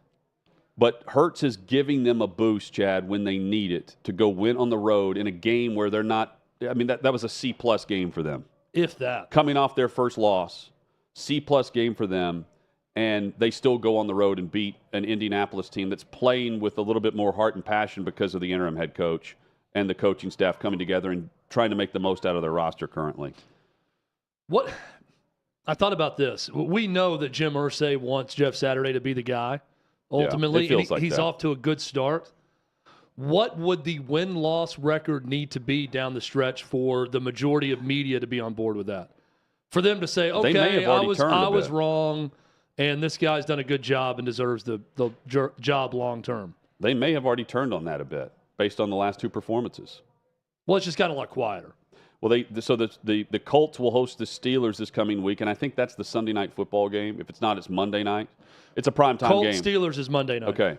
So they've got that could be the game where the national media starts to turn because everyone's going to be eyes on that storyline. And then you come out of that game, you've got Van Pelt on. You know where I'm going. I hope there's a Manning cast that night, given Peyton's relationship with Jeff Saturday. Colts. I don't know the schedule, but I hope that's one of the games. There's a Manning cast because that will be an interesting one to watch with Peyton's stories about Jeff Saturday. They have another Monday game coming up on December 26th as well. So they've got the Chargers at home, I believe. Now that game that won't be flex. That'll be, December 26th at 7:15 Central. So here's their schedule. Colts will have the Steelers, Cowboys, Vikings, Chargers. So they've got a lot of teams after this coming week that are positioning themselves for the postseason with an interim coach and what will likely be a banged-up quarterback based on what we've seen. And speaking of quarterback, Zach Wilson, awful. And has not been great at all throughout spurts, not just spurts this season. He's shown signs of good play. We saw some really strong throws against the Buffalo defense, for instance, a couple of weeks ago. But that is what we saw yesterday in Foxborough was abysmal. They averaged, Chad, and this is not a joke. This was a legitimate stat that I saw through ESPN. The Jets' offense averaged 2.6 inches per play in the second half. That's an amazing stat. Yeah. I mean, for someone to look at that and go by inches is incredible. That's how bad it was. In fact, Robert Saleh, after the game, gets to the podium and he's asked, would you assess the offensive performance? What do you think? And he pauses for a second. And he goes, dog bleep. It just said it. And that was it. That was the answer. Later in the interview, they're asking him, at any point, did you feel like your offense, even though it might have been a 3 and out, gave a play or a pass, trying to fight for an extra yard where you thought, okay, that's something we can build on. There's a sign of life. And his response was, in the second half you're talking about? And the reporter says, no, the entire game. And he goes, no, I never saw that. That's how bad it was. I love the brutal honesty. So this season in the NFL, with the way the Titans have been able to win at times, the Patriots, that Patriots-Jets game, it makes me really reevaluate what could be successful come playoff time. Based on what we've seen in recent years with quarterback play, with offenses, with big play capability, there are some teams like the Patriots, I'll put in that category, that can just physically dominate another team defensively and stay in a game in almost miraculous fashion that we have not seen in recent years, that we see more and more of this year. I think of the Titans, the Patriots, an example. Just that game as a whole between the Jets and the Patriots, it's almost inconceivable when you think of the NFL of even 2 years ago that this would happen this much. And you have a Jets defense that allowed 3 points the entire game and lost on the punt return. With playoff contenders, I'm saying. This happens at the bottom of the league every year with teams that no quarterback when they go head-to-head. But I'm talking about these are current playoff teams we're discussing that have these problems. I mentioned the Jets last week. I'm looking at their upcoming schedule and thinking, like, okay, if they go on the road this week and beat the Patriots, who's also been up and down this year, they could legitimately win the division based on how we had seen Buffalo play recently. Not that Buffalo's awful or average, because I think they're very good, but they're going down this slide. Meanwhile, the Jets were climbing. And then Zach Wilson was more of the Zach Wilson we have seen, where the defense, again, allows 3 points, and the offense in the second half gained a total of 2 yards. And you have Robert Saleh come to the podium and say what he said, and then Zach Wilson took the podium. As an offense, though, I mean, when you guys are only able to score 3 points, the defense only lets up 3 points. I mean, do you feel like you let the defense down at all? No. Thank you. I mean, that's terrible. Get out of here. Yeah. Joe Flacco time. You don't feel like you let the defense down at all? The answer is always yes. And let's put Chad's mic back on. Hello? There we go. Now we're here. Yeah. So, yes, he let the defense down. And you've got, like, Sauce Gardner, one of the rookies, discussing the play and the importance of how the game unfolded, thinking, man, what a heartbreaking loss on the punt return. And he catches himself in the interview I was listening to, Chad, working ahead for the weekly column with, I wanted to see what Gardner did in this game. And his response was, sometimes we just need one more stop. And I'm thinking, You literally stopped everything. The game's tied 3-3. Your offense needs to be able to drive the football, and they couldn't.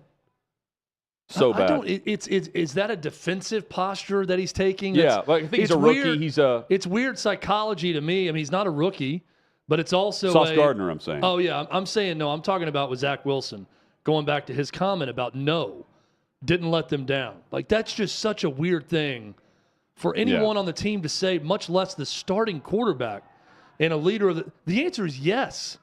Yeah, I mean, obviously, we lost 10-3 on a punt return. It can't be defensive and mustered posture, 3 though, points. Because more often than not, the quarterback takes the blame on himself, and not what I'm saying. Literally is anyone else. Is he trying to? Is he like sensing bad vibes from the defense?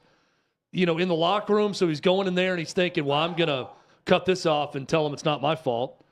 Up here, it's just a weird reaction. Yeah, I don't. He's being crushed, and rightfully so for this. There's no way you can stand at the podium after that awful performance. Although Robert Saleh did say, he was asked about Zach Wilson's play, and he didn't disagree that it was really bad. But he was like, well, we didn't even run the football. Like, we can't do anything. So it's not all on Wilson, but that answer is indicative of where they are right now as an offense. And they've got some talent on that side of the football. I know that, Breece Hall is out for the season, but James Robinson's there. And then on the outside, everyone from Garrett Wilson to other top performers with a chance to just move the football. And this is also a team that has not won against New England since 2015. 14 straight. And you felt like this was a year it's 3-3. You don't even have to score a touchdown to beat them. I'm going to be totally honest. I'm not a big napper. I've never been known to take many naps lately, but I happened to lay down on my couch for a short time, and I had it on Red Zone yesterday. And there's just one spot on my couch where if I lay on my left side on this one couch in my house, I fall asleep within 5 minutes every time, no matter what time of day. Happened to doze off, and I woke up to the sounds of the announcers going crazy on the punt return for the touchdown in that game when they went live to Patriots-Jets, and that's how I saw the replay of the punt return that won them the game. Coming up, your injury update going into Week 12. We'll tell you about your favorite team, maybe the team you're playing this week for your favorite team or your fantasy team and how it's going to impact your week. The latest injury report and some stars coming back to teams this week as well. This is OutKick 360.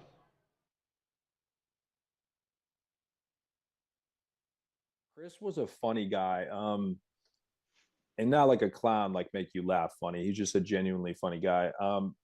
But I got to the team, and they were already deployed.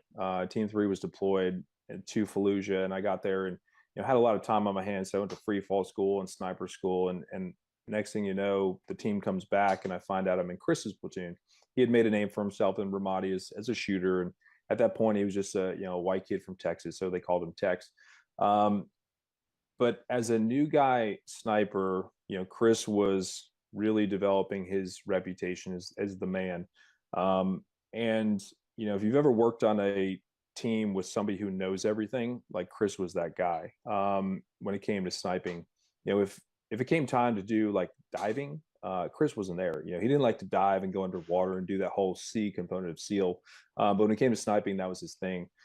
And his ability to teach people, like, he would hold you to a very, very high standard, but at the end of the day, like, he was there to teach you. And for a SEAL sniper, knowing that we were going to Ramadi at the 11th hour, that was huge, because he could have been that guy that was like, I really don't care. You're a new guy, just pick up brass and shut up. Or it's like, hey, when you're inside a sniper hide, this is how you got to set up so you don't get shot in the face. Thank you. I appreciate that. And his ability to teach young SEALs made us much, much more effective, because when we got to Ramadi, a lot of snipers were new guy SEALs. Myself, Johnny Kim, the astronaut now, we were stepping up into those roles, and we had to be combat effective. And it wasn't for Chris, the dude who knew everything, and his ability to teach with some humor, we wouldn't have been as effective as we were. For example, like Chris' story is his humor. I discuss this in my book. We were out in the desert training. We're doing our land warfare block, and there's a little bit of team building exercises that go on late in the evening, where if you're a new SEAL hanging out with a bunch of older operators and you don't see any of your new guy buddies around, you're probably in danger. So that exact moment happened. I was out in the desert, and guys are having a couple cocktails. Look around, none of my fellow new guys were there. And then next thing you know, it's like a tsunami. You get jumped, taped up, and I wake up like a mummy, completely taped up. Like literally all my nose and my mouth were open. I was completely taped up and, strapped on a gurney and taken over in my rack and all that stuff, and left for, I thought, until I blossomed as a butterfly. And about 10 minutes later, I hear this cackling, and you could never, you could never not hear Chris's cackling coming a mile down the road. And he came down cackling. I could hear him cackling. He comes in. He's like, "Hey, buddy, you all right?" I'm like, "Yeah." And he's like, "Good. You're going to sit here for a little bit, then we'll cut you out." But that's, I think, the level that Chris would go to, whereas some guys wouldn't care if you got taped up and left for dead. But Chris was one that definitely, he was kind of a hugger when it came to new guys. But that's what made him a great teacher, and that's what made us quite effective within his platoon. So we obviously, what you just said about him is the guy, the teacher, the mentor. He sounds obviously as a class act individual. From the shooting standpoint, from the sniping standpoint, what made Chris Kyle when it came to getting that job done? Yeah, he was a guy that was there for game time. He obviously put in the work. He was a great shot. There were times though that, he was not a great shot. I remember training on the range, and his target looked like he was shooting buckshot out there. He claimed the scope rings were loose, but ultimately he was the hardest worker. He was the guy who sat behind the scope just tirelessly. His eye never came off the scope. You never saw his head droop, to rest his neck. And that's if you're a hunter, more time in the woods is gonna make you a successful hunter. And Chris, his eye was always on the scope, and his dedication to the job. When it came to recce's and finding buildings, he knew where to set up. He knew where the enemy was coming from, and he was very, very good at getting us in the right position to interdict, which ultimately saves lives when it comes to Marines and Army. But he just had an uncanny intuition as to how to hunt properly on the battlefield.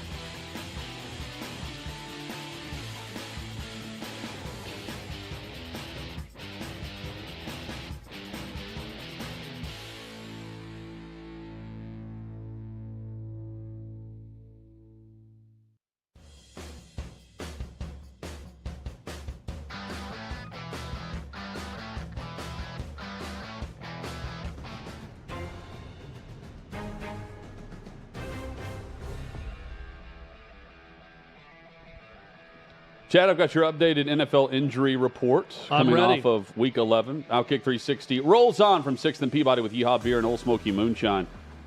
Justin Fields day-to-day with his left shoulder injury. Bears coach Matt Eberflus would not rule out the possibility that Fields' season could be over.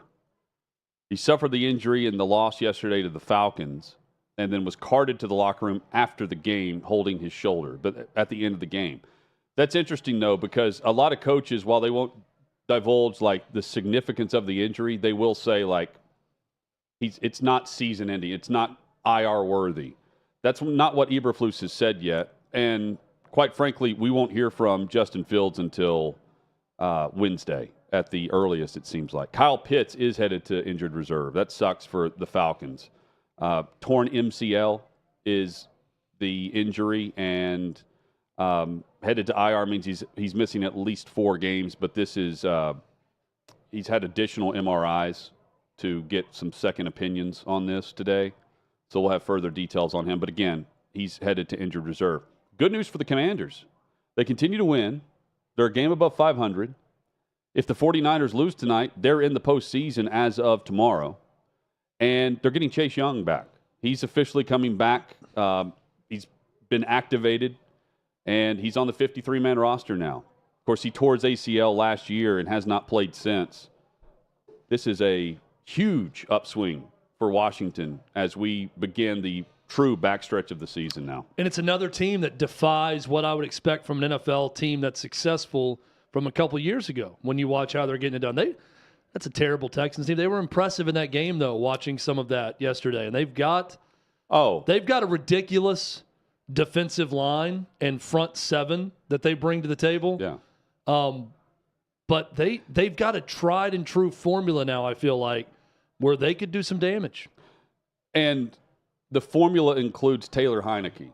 Like it would be breaking news to me if Carson Wentz is coming back to start, because he's out. There's a chance he was healthy enough to return to practice this week, and I think they've said it's Heineke that's going to remain the starter. And rightfully, he's 4-1 this year, 5-1 in their last 6 road games with Heineke. So 2-4 with Carson Wentz, by the way. Heineke's team right now. I mean, you start Carson Wentz, you get what you ask for, I feel like, from a win-loss perspective. Heineke, though, we've gone through this once before where I started to buy into they may have their franchise quarterback and it slipped for them. I want to see this continue. That win-loss record is good. You got to keep an eye on that. It's like 10 or 11-3 now. They're way more successful winning when he's playing. I want to see a little bit more, but he's been good lately. Yes. Colt McCoy was good for the Cardinals in his last start. Kyler Murray still dealing with a hamstring issue. Colt McCoy will start for the Cardinals tonight on Monday Night Football against the 49ers in Mexico City. The Broncos have released Melvin Gordon off their roster. Fumbling issues, and he fumbled again. It's double-digit fumbles. He's lost 5 of them. He's gone. He's a free agent now. He spent each of the last 3 seasons in Denver, and now has a chance to get picked up as a backup or a practice squad option for a team that's trying to look for some depth going into the postseason. But right now it's Latavius Murray, because they also lost the running back, and I'm going to blank on his name, that was traded from the Dolphins to the Broncos, Chase Edmonds. He's got a high ankle sprain, so he's going to miss a month or so. Jamison Williams returns to practice for the first time. Tore his ACL for Alabama. Yep. Now he's practicing for the Lions, and there's talk that they could get him into the lineup midway through December. For a team that's won 3 straight also. And we mentioned them earlier, but right there on the outskirts of the playoff picture right now, the Detroit Lions need them to win one more, Hutton, before we go at Armando Salguero. No, I won't do that. Lions hate. I won't do that. Oh, I'm waiting. I need one more Lions win, and then I'm going to bring that up to him after. It's not 3 straight, it's 4 straight. That's going to get me to ask Armando about the Lions. I'll dare to do it. Wan'Dale Robinson, Chad mentioned earlier in the show, he's out for the season now with it's an ACL injury? Yeah, tore his ACL. And then Adoree Jackson's going to miss 4 to 6 weeks. So his regular season's over as well with an MCL sprain for the New York Football Giants. Coming up, Cole Cubelic joins us. We turn our attention to the Southeastern Conference across the OutKick Network. This is OutKick 360.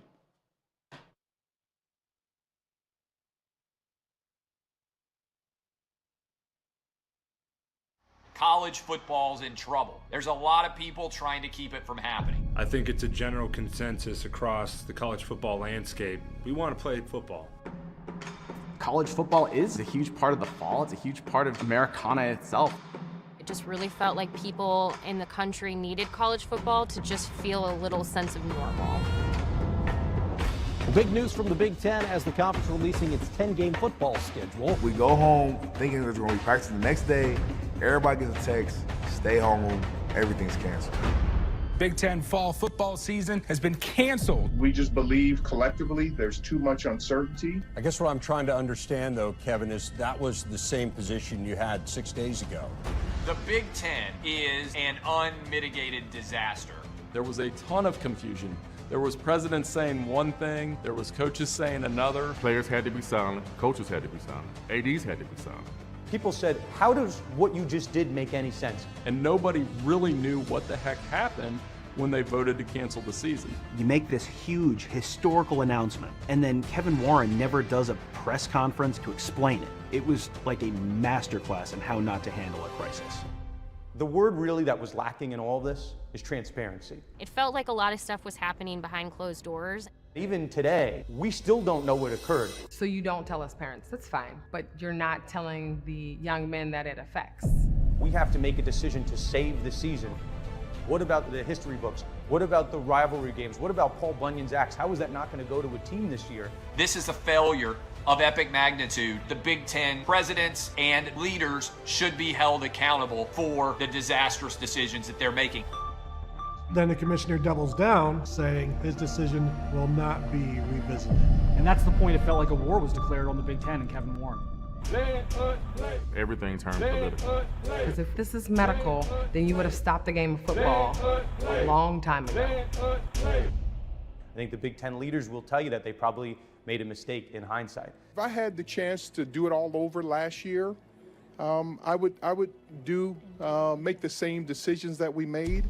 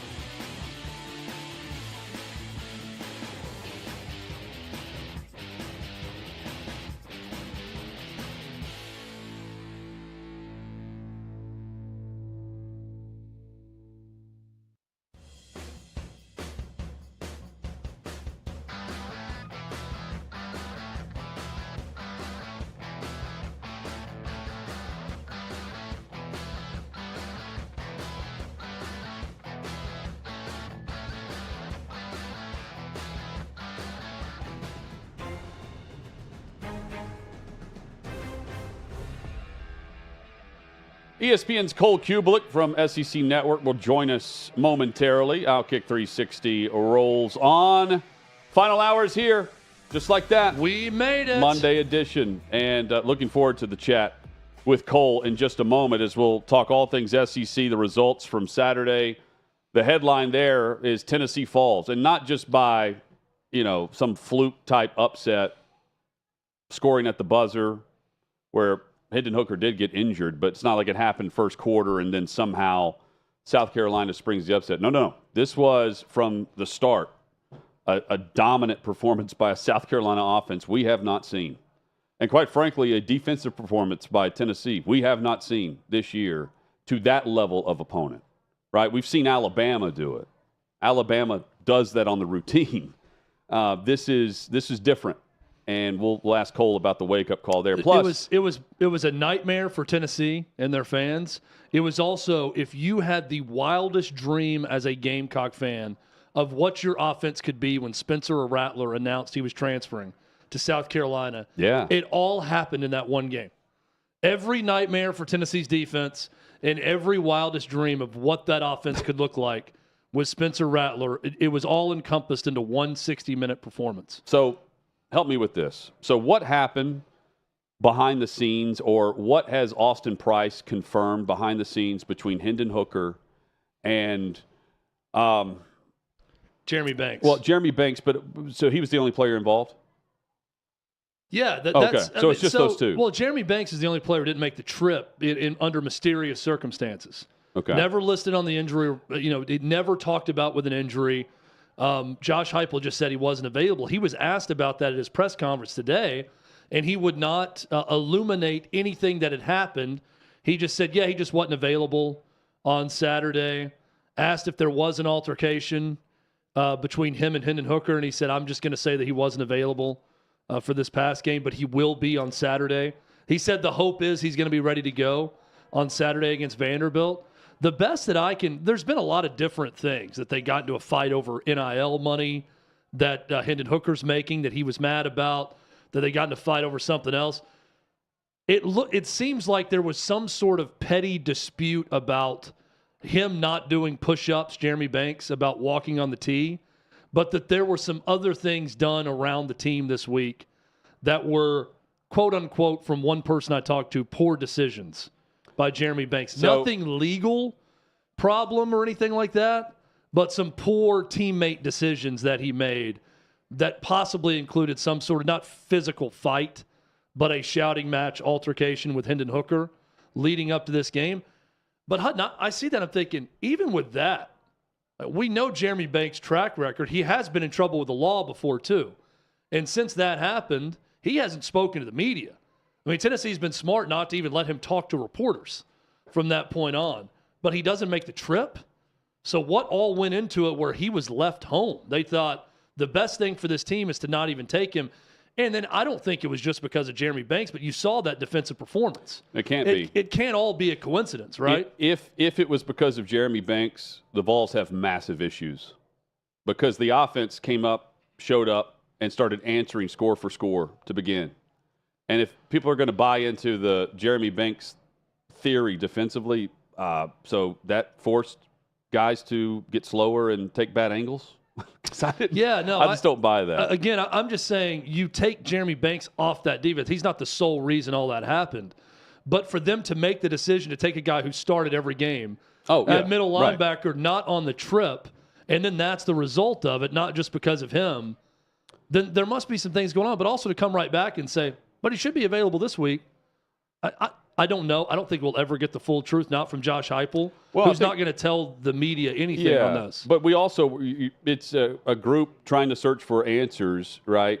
Fan base trying to search for answers that don't have many for what we saw Saturday, right? So you're just, and Austin did confirm something went down. It was just it all happened at once because they're talking about, everything's being talked about on social media, why he's not playing. ESPN has no real explanation other than Jeremy Banks is not available for tonight's game, but nothing about discipline, nothing about injury, anything else. It was all just very odd in the moment, and then with what was going down with Tennessee's defense. Hit us up on social at OutKick 360 is where you can find us.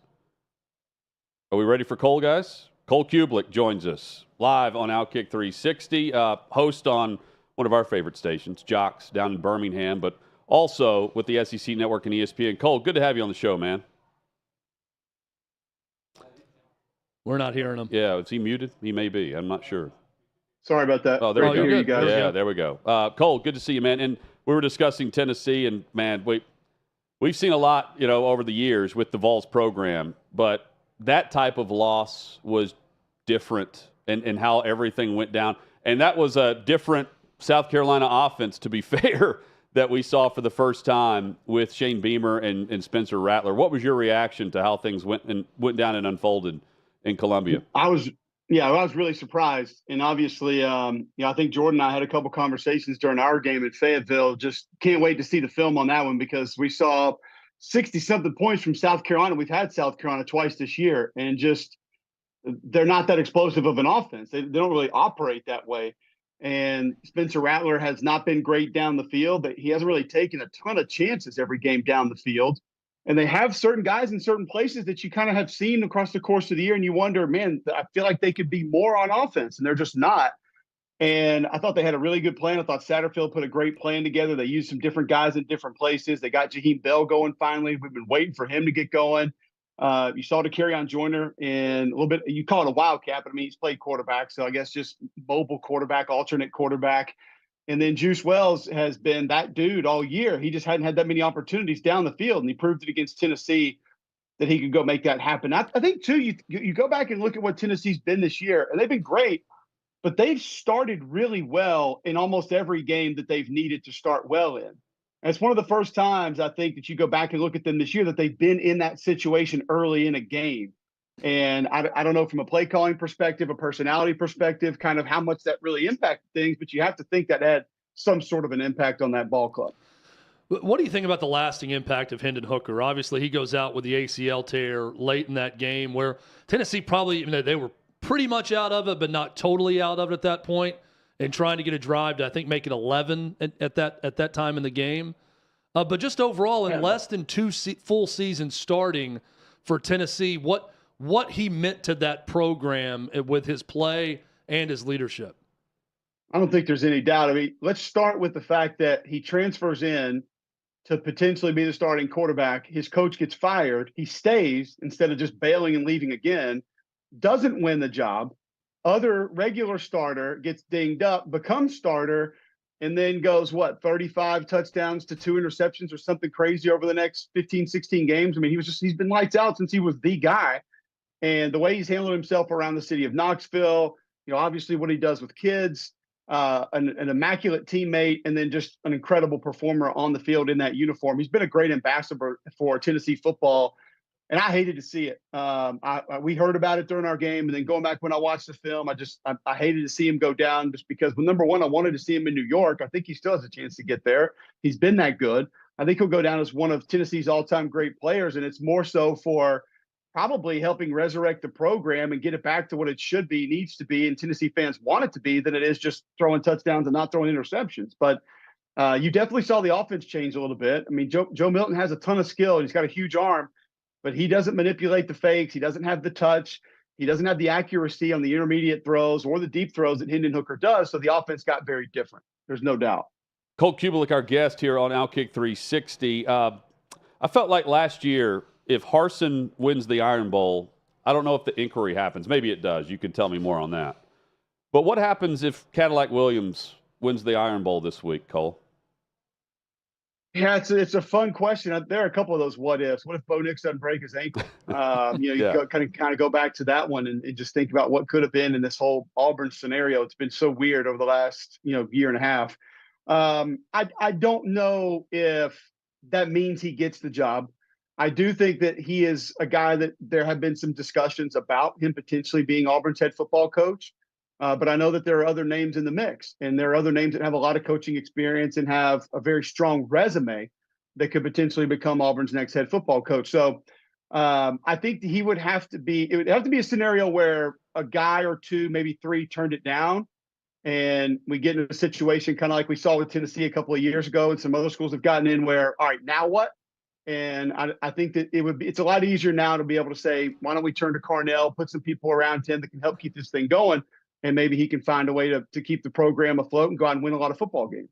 So you're on the sideline at Fayetteville Saturday night, and you watch Arkansas really put one on Ole Miss in that game. Final score wasn't kind of indicative of the way that game went.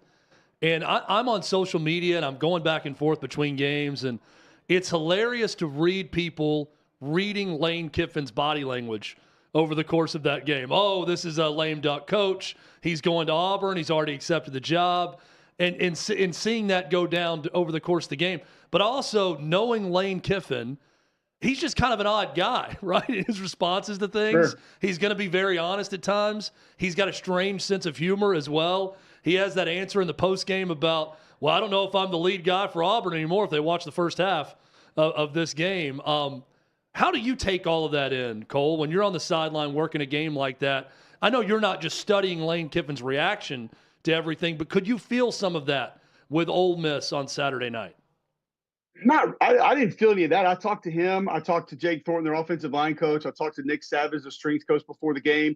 They were all confident. They all thought they had a great week of practice. Gave us different things that happened in practice that they had been working on, prepared on. We met with Charlie Weiss Jr. earlier in the week. He thought they had a really nice week of practice, one of their best practice weeks of the year. So I kind of thought, all right, they bounced back from the Alabama game. They're ready to roll. This thing's going to get going again.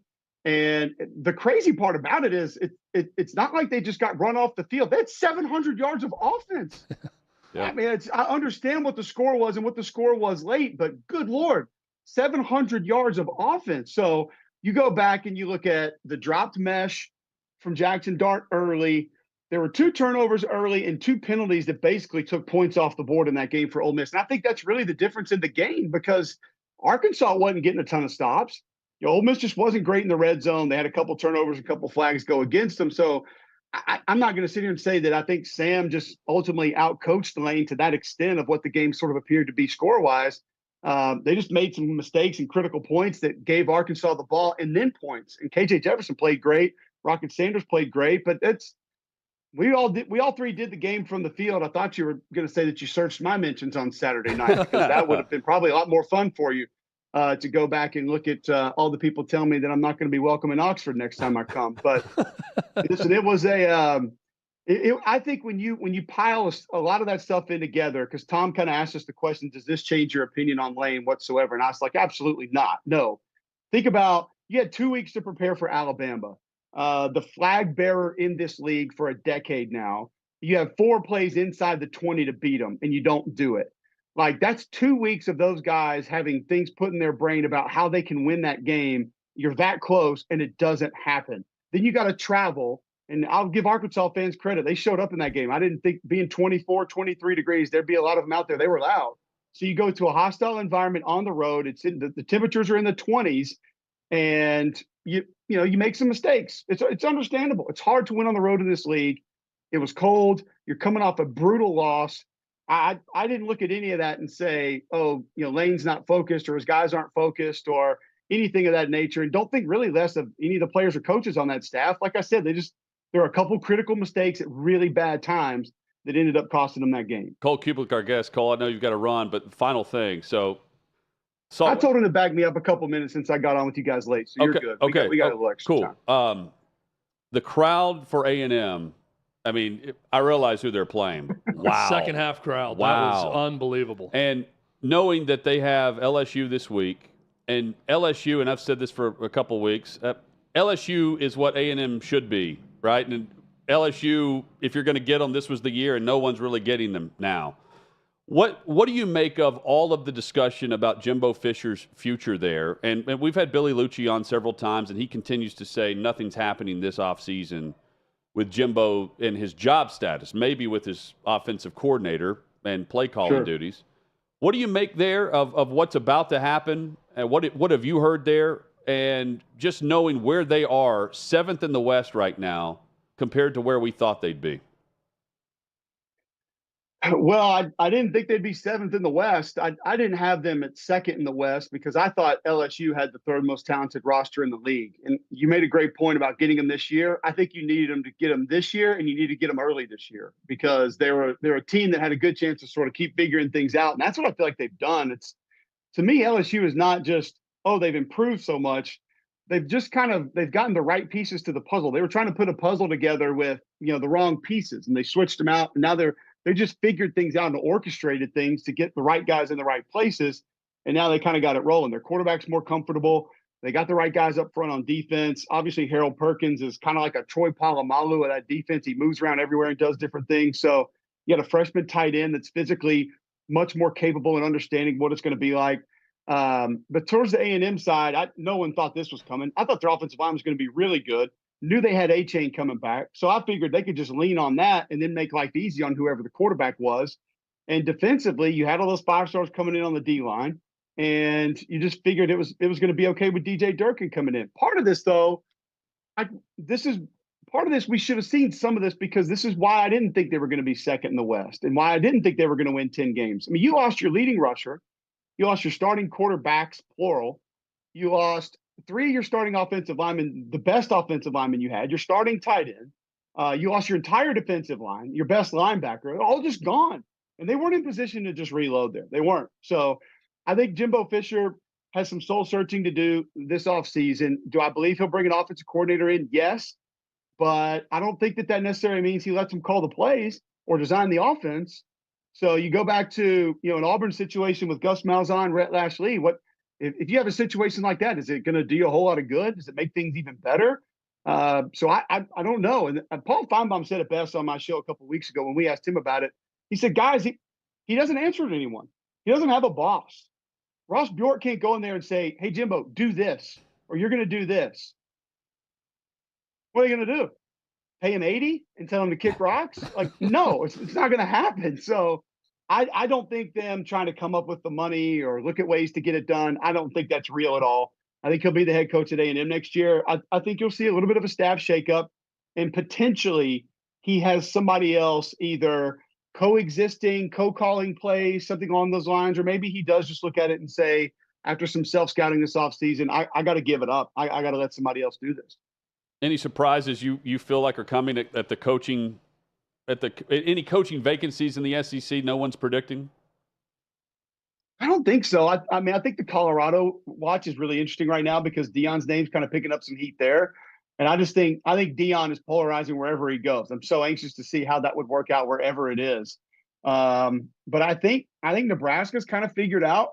I think Wisconsin's kind of figured out. And, we'll see what happens with Auburn. I think there might be a wild card name in the mix there, but I don't know how realistic it would be to actually get it done. So most of these, I kind of feel like we have a pretty good idea where they're going to end up. You feel like Matt Rule at Nebraska is the most likely?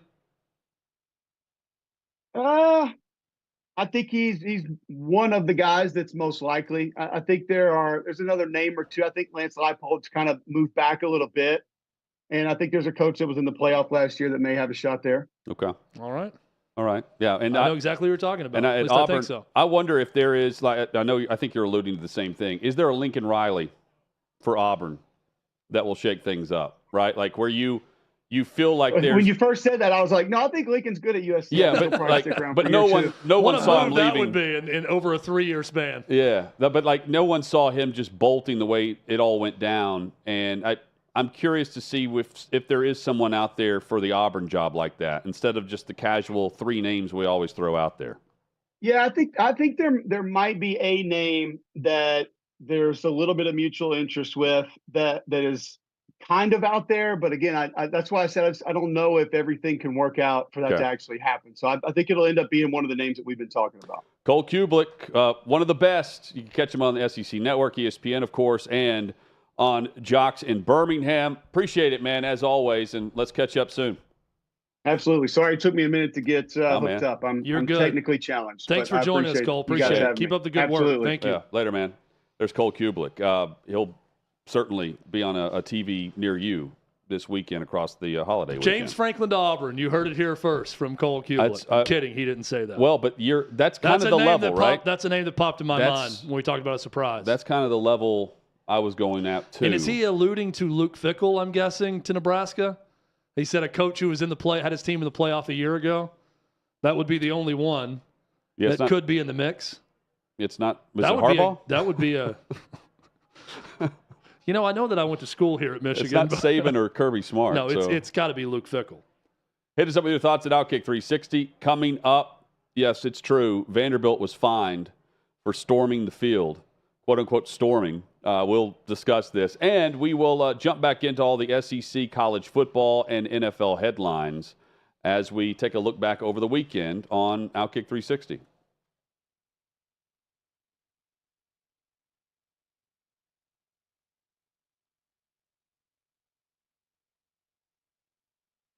Chris was a funny guy, and not like a clown, like make you laugh funny. He's just a genuinely funny guy. But I got to the team, and they were already deployed. Team 3 was deployed to Fallujah, and I got there and had a lot of time on my hands. So I went to free fall school and sniper school, and next thing you know, the team comes back, and I find out I'm in Chris's platoon. He had made a name for himself in Ramadi as a shooter, and at that point, he was just a white kid from Texas, so they called him Tex. But as a new guy sniper, Chris was really developing his reputation as the man. And if you've ever worked on a team with somebody who knows everything, like Chris was that guy. When it came to sniping, if it came time to do like diving, Chris wasn't there. He didn't like to dive and go underwater and do that whole C component of SEAL. But when it came to sniping, that was his thing. And his ability to teach people, like he would hold you to a very, very high standard. But at the end of the day, like he was there to teach you. And for a SEAL sniper, knowing that we were going to Ramadi at the 11th hour, that was huge, because he could have been that guy that was like, I really don't care. You're a new guy, just pick up brass and shut up. Or it's like, hey, when you're inside a sniper hide, this is how you got to set up so you don't get shot in the face. Thank you. I appreciate that. And his ability to teach young SEALs made us much, much more effective, because when we got to Ramadi, a lot of snipers were new guy SEALs. Myself, Johnny Kim, the astronaut now, we were stepping up into those roles, and we had to be combat effective. And it wasn't for Chris, the dude who knew everything, and his ability to teach with some humor, we wouldn't have been as effective as we were. For example, like Chris' story is his humor. And I discuss this in my book. We were out in the desert training. We're doing our land warfare block, and there's a little bit of like team building exercises that go on late in the evening, where if you're a new SEAL hanging out with a bunch of older operators and you don't see any of your new guy buddies around, you're probably in danger. So that exact moment happened. I was out in the desert, and the guys were having a couple cocktails. Look around, none of my fellow new guys were there. And then next thing you know, it's like a tsunami. You get jumped, taped up, and I wake up like a mummy, completely taped up. Like literally all my nose and my mouth were open. I was completely taped up and, strapped on a gurney and taken over in my rack and all that stuff, and left for, I thought, until I blossomed as a butterfly. And about 10 minutes later, I hear this cackling, and you could never not hear Chris's cackling coming a mile down the road. And he came down cackling. I could hear him cackling. He comes in. He's like, "Hey, buddy, you all right?" I'm like, "Yeah." And he's like, "Good. You're going to sit here for a little bit, then we'll cut you out." But that's, I think, the level that Chris would go to, whereas like some guys wouldn't care if you got taped up and left for dead. But Chris was one that definitely, he was kind of a hugger when it came to new guys. But that's what made him a great teacher, and that's what made us quite effective within his platoon. So we obviously, what you just said about him is the guy, the teacher, the mentor. He sounds obviously as a class act individual. From the shooting standpoint, from the sniping standpoint, what made Chris Kyle when it came to getting that job done? Yeah, he was a guy that was there for game time. He obviously put in the work. He was a great shot. There were times though that, he was not a great shot. I remember training on the range, and his target looked like he was shooting buckshot out there. And he claimed like the scope rings were loose, but ultimately, like he was the hardest worker. He was the guy who sat behind the scope just tirelessly. His eye never came off the scope. You never saw his head droop, to rest his neck. And that's like, if you're a hunter, more time in the woods can make you a successful hunter. And Chris, his eye was always on the scope, and his dedication to the job. When it came to recce's and finding buildings, he knew where to set up. He knew where the enemy was coming from, and he was very, very good at getting us in the right position to interdict, which ultimately saves lives when it comes to Marines and Army. But he just had an uncanny intuition as to how to hunt properly on the battlefield.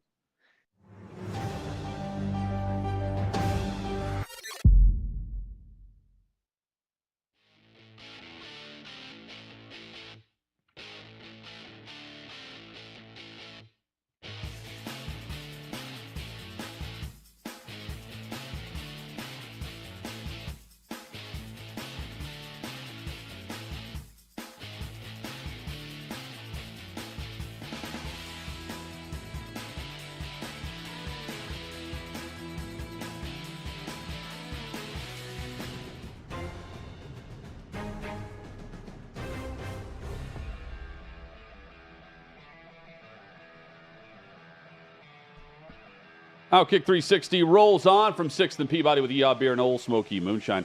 Robert Saleh with his weekly presser day after the game. All these coaches have to do it. It was scheduled to start at 3:15 Eastern, and it just concluded. They pushed it back not just a few minutes, like nearly an hour and 15 minutes. And he said that they're going to evaluate Zach Wilson this week and see who the starter is going to be moving forward throughout the practice week. But interesting, given yesterday's post-game presser, both from Saleh and from Zach Wilson. I don't know how you earn the respect of your teammates when you don't stand at the podium after that performance and say, yeah, it's all on me. It's on no one else, even though we lost 10-3 and lost with 5 seconds remaining on a punt return. Well, and your head coach coming out and not committing to you as the starter for the next week is a sign of what that may have meant to that locker room. But more importantly to the locker room, it's his atrocious performance in the offenses. And he said that he's evaluating everything. They are not committing to Zach Wilson being the starter this week, but they are allowing that to play out. And then he would not say whether or not, if they made a change, would it be Flacco or Mike White, the backup third-string quarterback. Don't know. What we do know is there's a Jets fan with a coin flip where he's predicted the Jets' schedule. And so far, he is on the money with the coin flip through Week 11. They play against the Chicago Bears this coming week, and he has the game as a loss. But he has predicted that the Jets would finish 11-6 and lose in the AFC Championship game.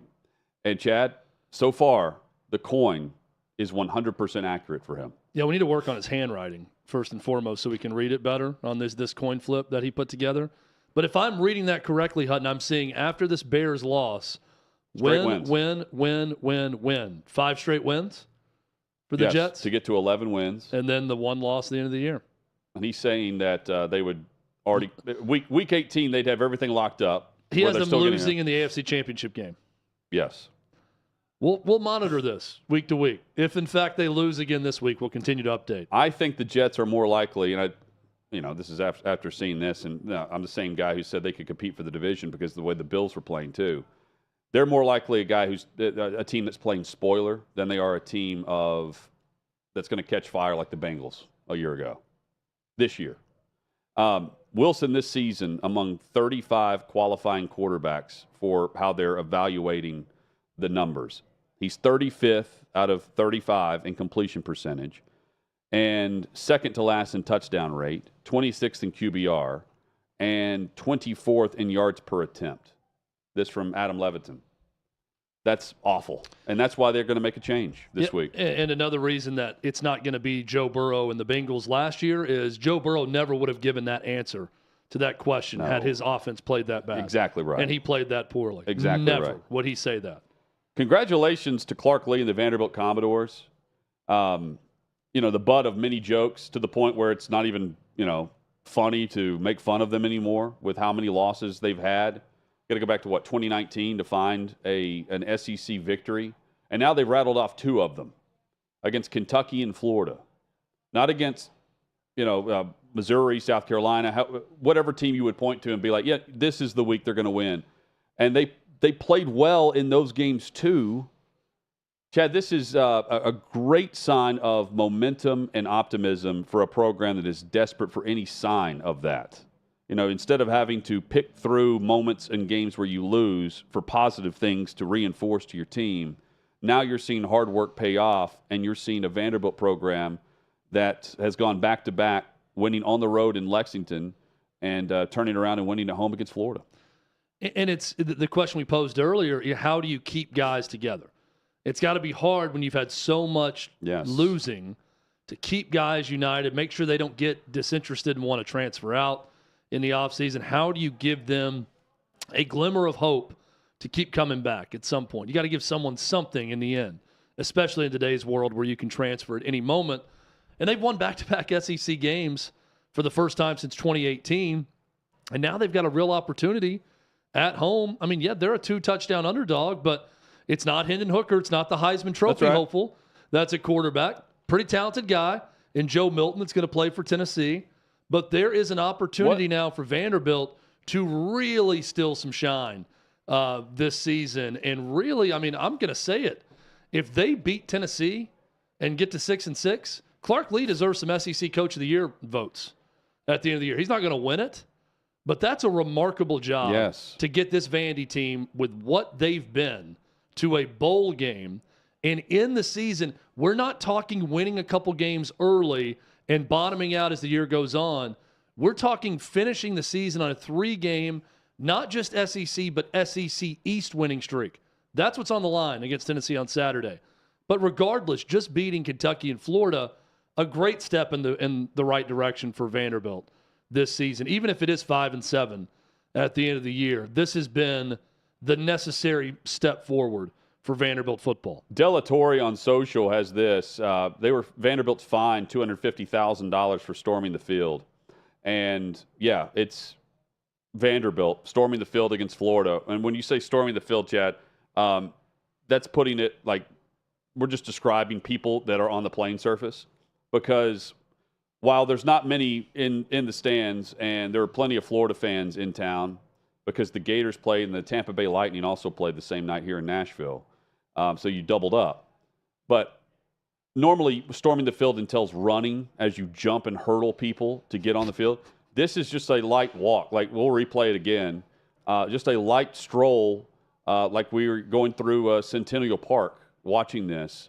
It looks like they're walking in. Line. It looks like it's exam week and they're walking into the library. Yeah, down steps. Like, there's no jumping or anything. This cost him $250,000, by the way. Yes. This is a third violation. $250K for what we're witnessing. Yes, that is atrocious.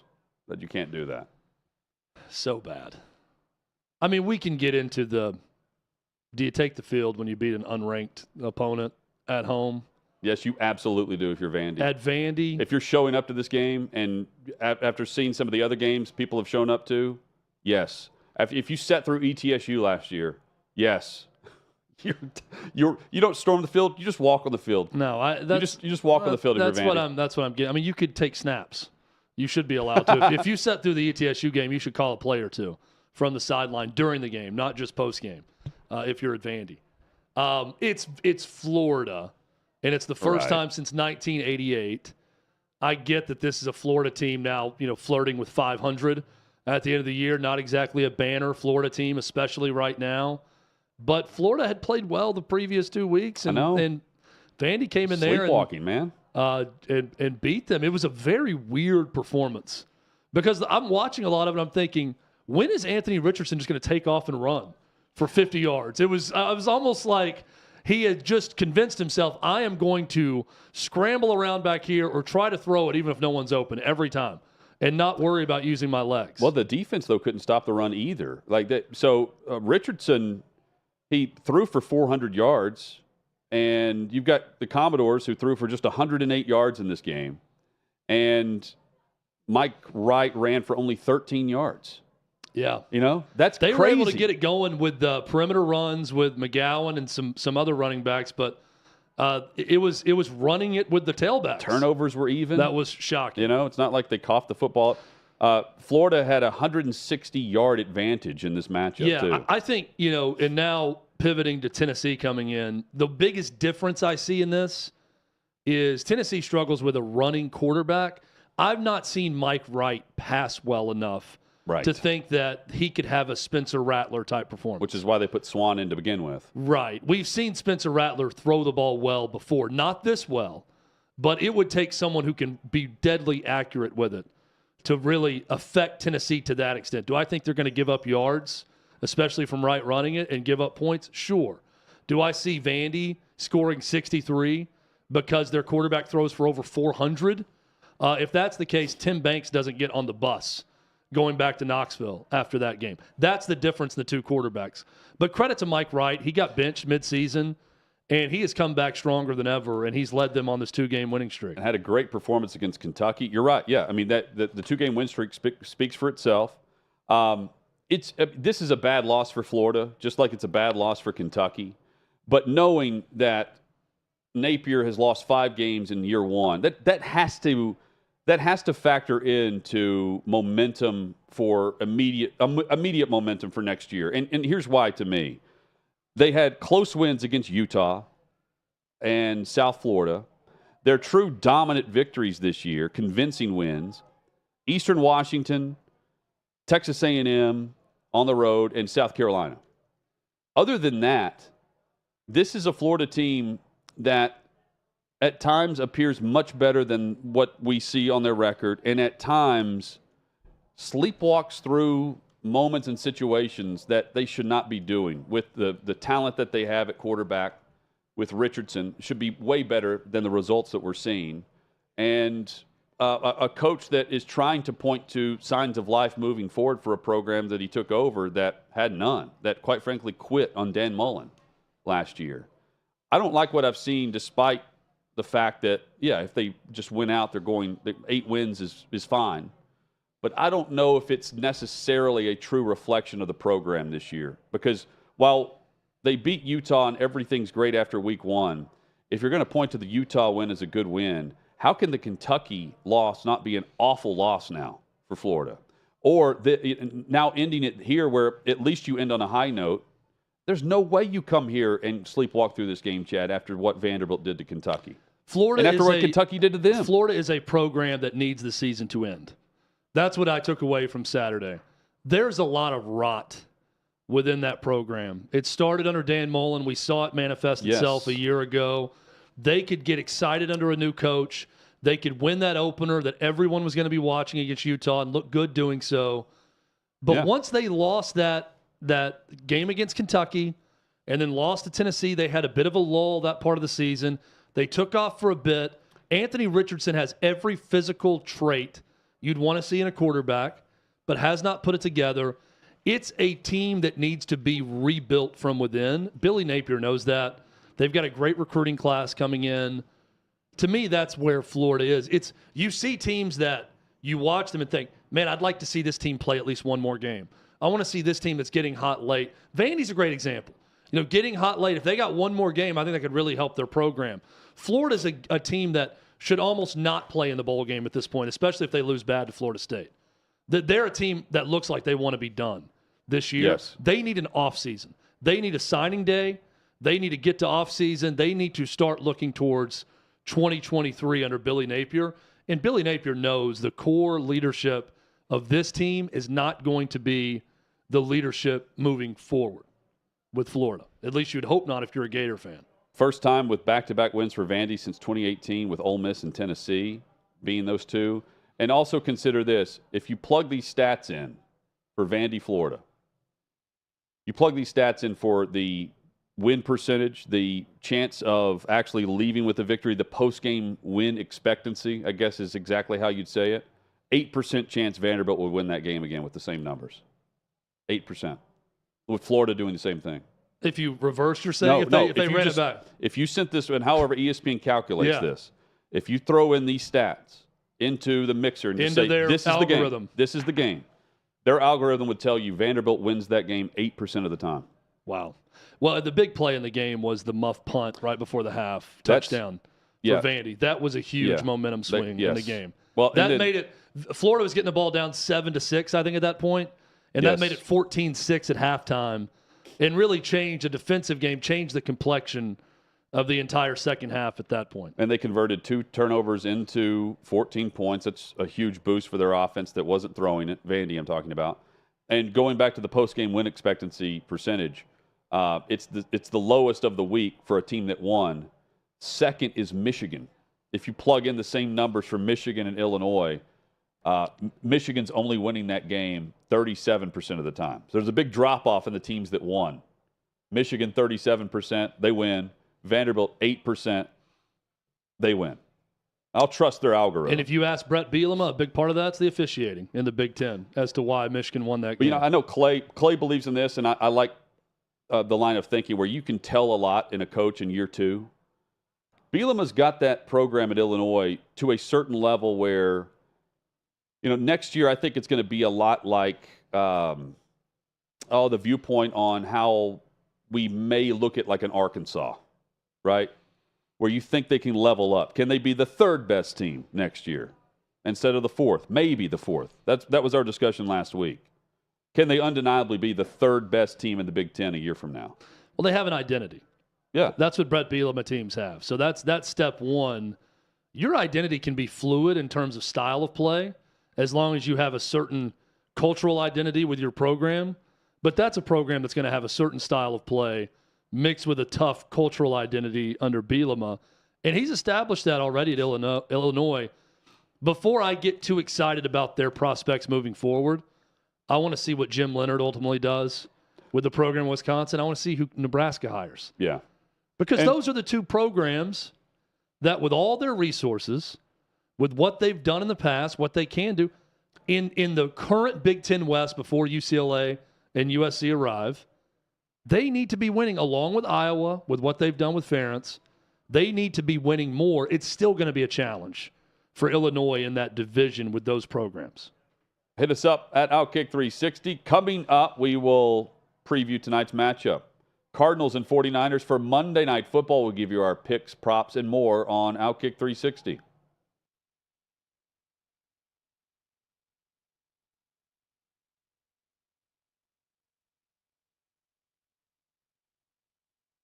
College football's in trouble. There's a lot of people trying to keep it from happening. I think it's a general consensus across the college football landscape. We want to play football. College football is a huge part of the fall. It's a huge part of Americana itself. It just really felt like people in the country needed college football to just feel a little sense of normal. Big news from the Big Ten as the conference releasing its 10-game football schedule. We go home thinking there's going to be practice the next day. Everybody gets a text, stay home, everything's canceled. Big Ten fall football season has been canceled. We just believe collectively there's too much uncertainty. I guess what I'm trying to understand, though, Kevin, is that was the same position you had 6 days ago. The Big Ten is an unmitigated disaster. There was a ton of confusion. There was presidents saying one thing, there was coaches saying another. Players had to be silent, coaches had to be silent, ADs had to be silent. People said, how does what you just did make any sense? And nobody really knew what the heck happened when they voted to cancel the season. You make this huge historical announcement, and then Kevin Warren never does a press conference to explain it. It was like a masterclass in how not to handle a crisis. The word really that was lacking in all this is transparency. It felt like a lot of stuff was happening behind closed doors. Even today, we still don't know what occurred. So you don't tell us parents, that's fine. But you're not telling the young men that it affects. We have to make a decision to save the season. What about the history books? What about the rivalry games? What about Paul Bunyan's axe? How is that not going to go to a team this year? This is a failure of epic magnitude. The Big Ten presidents and leaders should be held accountable for the disastrous decisions that they're making. Then the commissioner doubles down, saying his decision will not be revisited. And that's the point it felt like a war was declared on the Big Ten and Kevin Warren. Everything turned political. Because if this is medical, then you would have stopped the game of football a long time ago. I think the Big Ten leaders will tell you that they probably made a mistake in hindsight. If I had the chance to do it all over last year, I would make the same decisions that we made.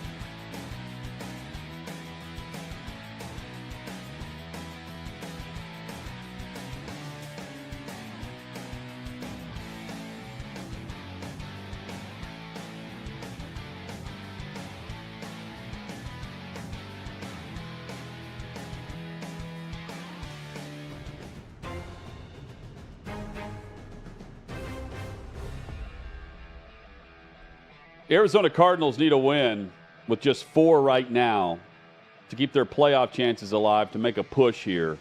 Doing that without Kyler Murray tonight on Monday Night Football. OutKick 360 rolls on across the OutKick network. OutKick.com/bet is where you can go to join us on the game this evening. OutKick.com/bet. 49ers and Cardinals in Mexico City, where we're going to see Colt McCoy. Colt McCoy filled in last year against the 49ers in a game that the Cardinals won over the 49ers. Keep that in mind. Also, just know that we're seeing both teams coming off of a win here, and San Francisco seems to be turning a corner. I'm not so sure about Arizona and the matchup this go-around, Chad.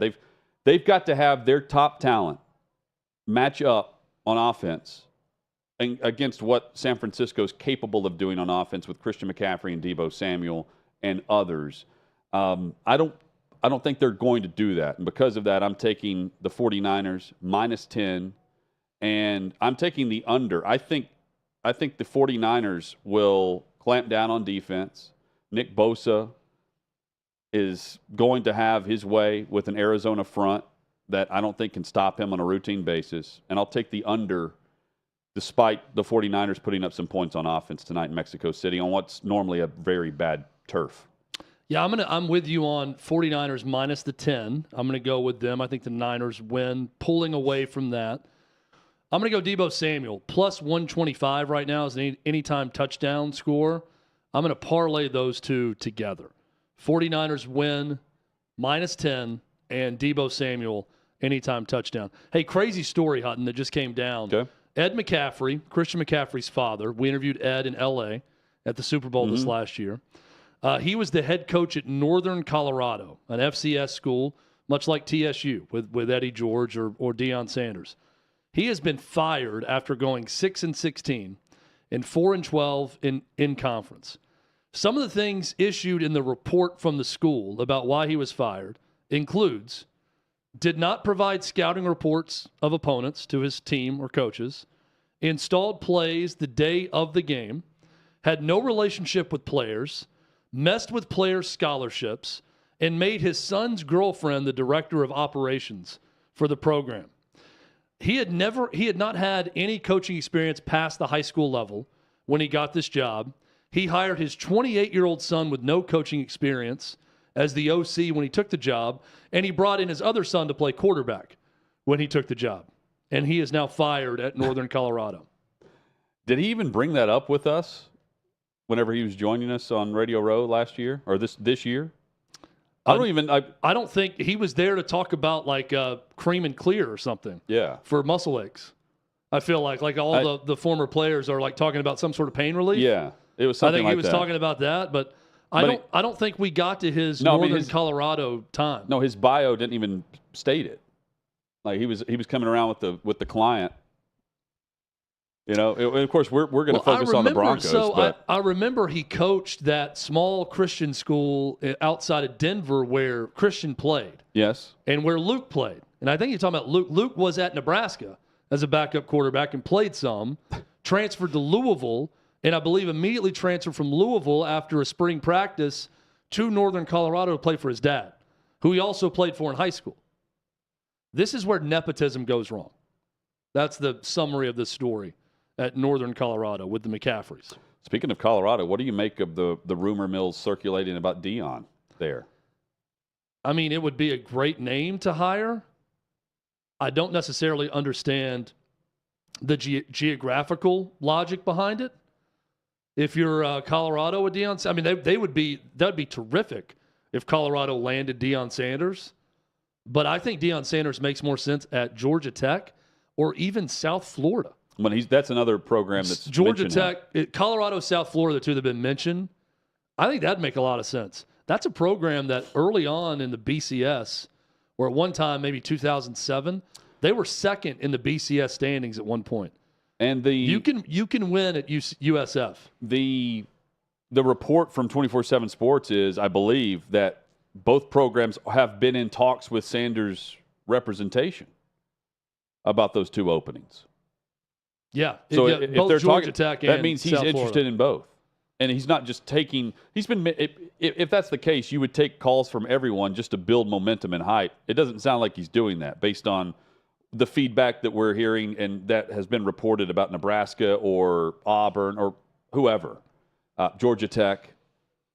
This is to me, it's a weird pairing, South Florida and Colorado, right? If you said South Florida and Georgia Tech, to me that makes sense. Colorado being in the mix and again, one of the worst jobs right now you could point to and try to rebuild. I would wait it out. I wouldn't just jump to go coach the Buffaloes. Who is that mysterious SEC program that Charles Barkley's alluding to? I'd love to be in his Rolodex and his network to know what he's hearing on a mysterious SEC opening that's going to happen. That's already been in contact with Deion Sanders when that job comes open. And it would be through his communication with Deion? Yeah. It's got to be Mississippi State or Ole Miss. Well, that could be the other part of it is knowing Auburn's going to hire Lane Kiffin and then Ole Miss would come calling. Because I think But that to me, that's not a mysterious opening. That's one that's been talked about, that Auburn could be targeting Lane Kiffin. Yeah. It's not Kentucky. It's not. I mean, no one else makes sense other than A&M, and that still doesn't make sense based on the buyout money and what Billy Lucci has told us. But even Deion at A&M doesn't make sense, right? With that game day culture and midnight yell and everything. To me, that's not Deion at Georgia Tech, South Florida, Ole Miss, Mississippi State. Sure, I'm just not buying it for what everyone's jumping to saying A&M. Georgia Tech makes a ton of sense. A ton of sense. I don't know where they are as an athletic program right now, monetarily, and what they could offer, but that would make a lot of sense for Deion Sanders. The United States and Wales, a draw today at the World Cup. 1-1, the final, and it's on to face England next on Friday. Thanksgiving week is here. We're going to get you ready for all the games that start on Thursday and beyond. Join us tomorrow. Tuesday edition starts at 3 o'clock Eastern across the OutKick Network for OutKick 360.